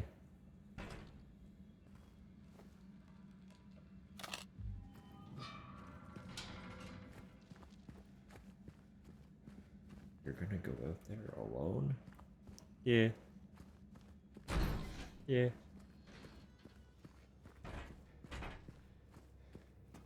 Alright, there's this note here. We still haven't found him. Since he had the cabinet key, we should assume one of the prisoners got his hands on it. Get the spare from the witness checkpoint and secure the rifle before it falls into the wrong hands.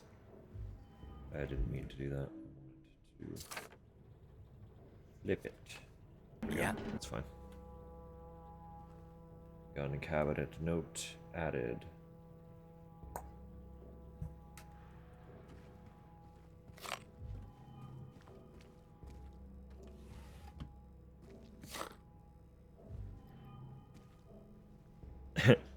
Yeah.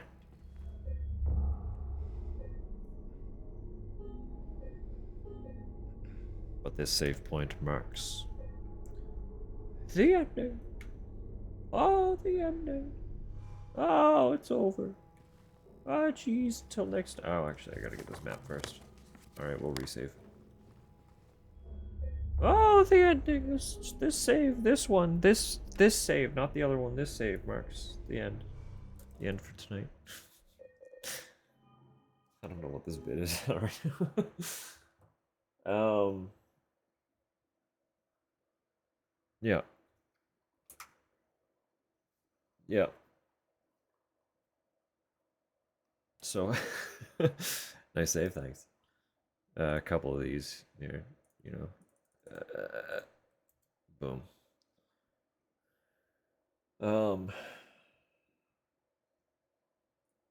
Yeah. Nice. Let's go. Friday. I do think actually.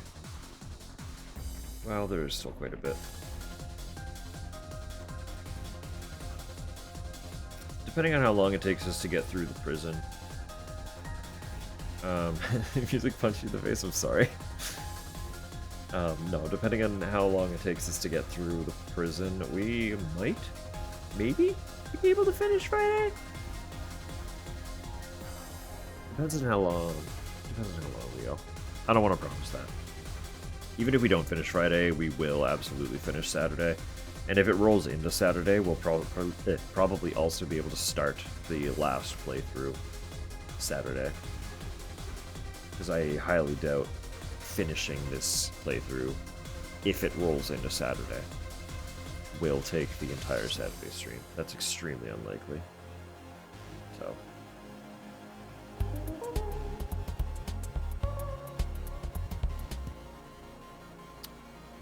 Yep.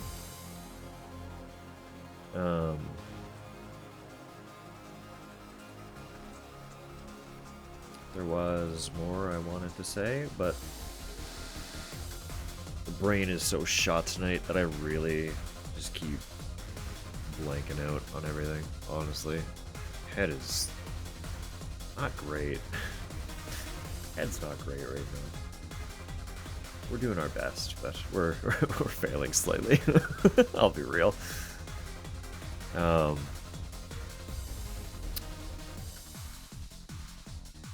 Yeah. Free track for migraines. I'm vibing. It is a good time. RE6 Mercenaries would be a fun thing to fuck around in sometime.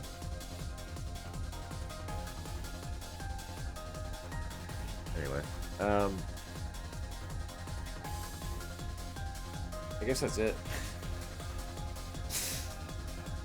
I don't know if I have the capacity right now to seek out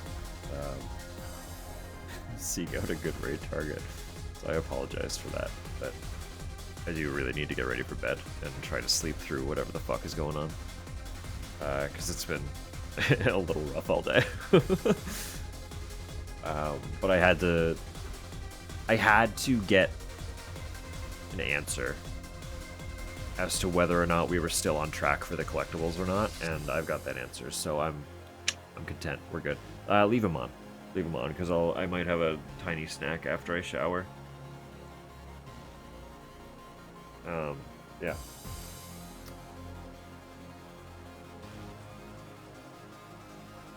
So I'll see y'all Friday. Thank you so much for always hanging out and being a lovely, wonderful little companion to the bullshit that I put myself through. Have a big snack, you know, that's valid. That's entirely fair. My little snack might be a semi-big snack, but I don't really know what we even have to snack on, so I can't say that for sure.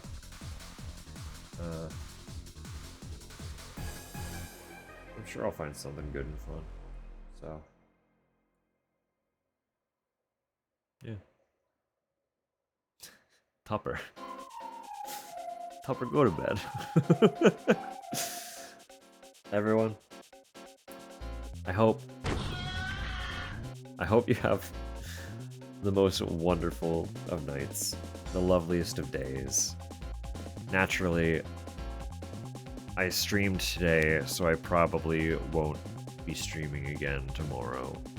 I know the midweek is usually Tuesday or Wednesday. It's been falling on a lot of Wednesdays. But doing it tonight means that I won't be seeing you until Friday. So there's a 2-day gap this time. I apologize for that, but it's gotta be that way sometimes. I just had to do this tonight. I'm in a much better mood than I was when I got home. I was feeling a little grim most of the day. But I had fun. This game cheers me up. Silent Hill cheers me up, ironically. Yeah. Don't got much else to ramble on, so I'll be back Friday. We'll continue our collectathon. We are so on track. I'm very excited now. So, until then, sweetest sweet dreams. The most wonderful of lovely days. Enjoy the next 2 days, y'all. I'm sure I'll see some of you around. Take care.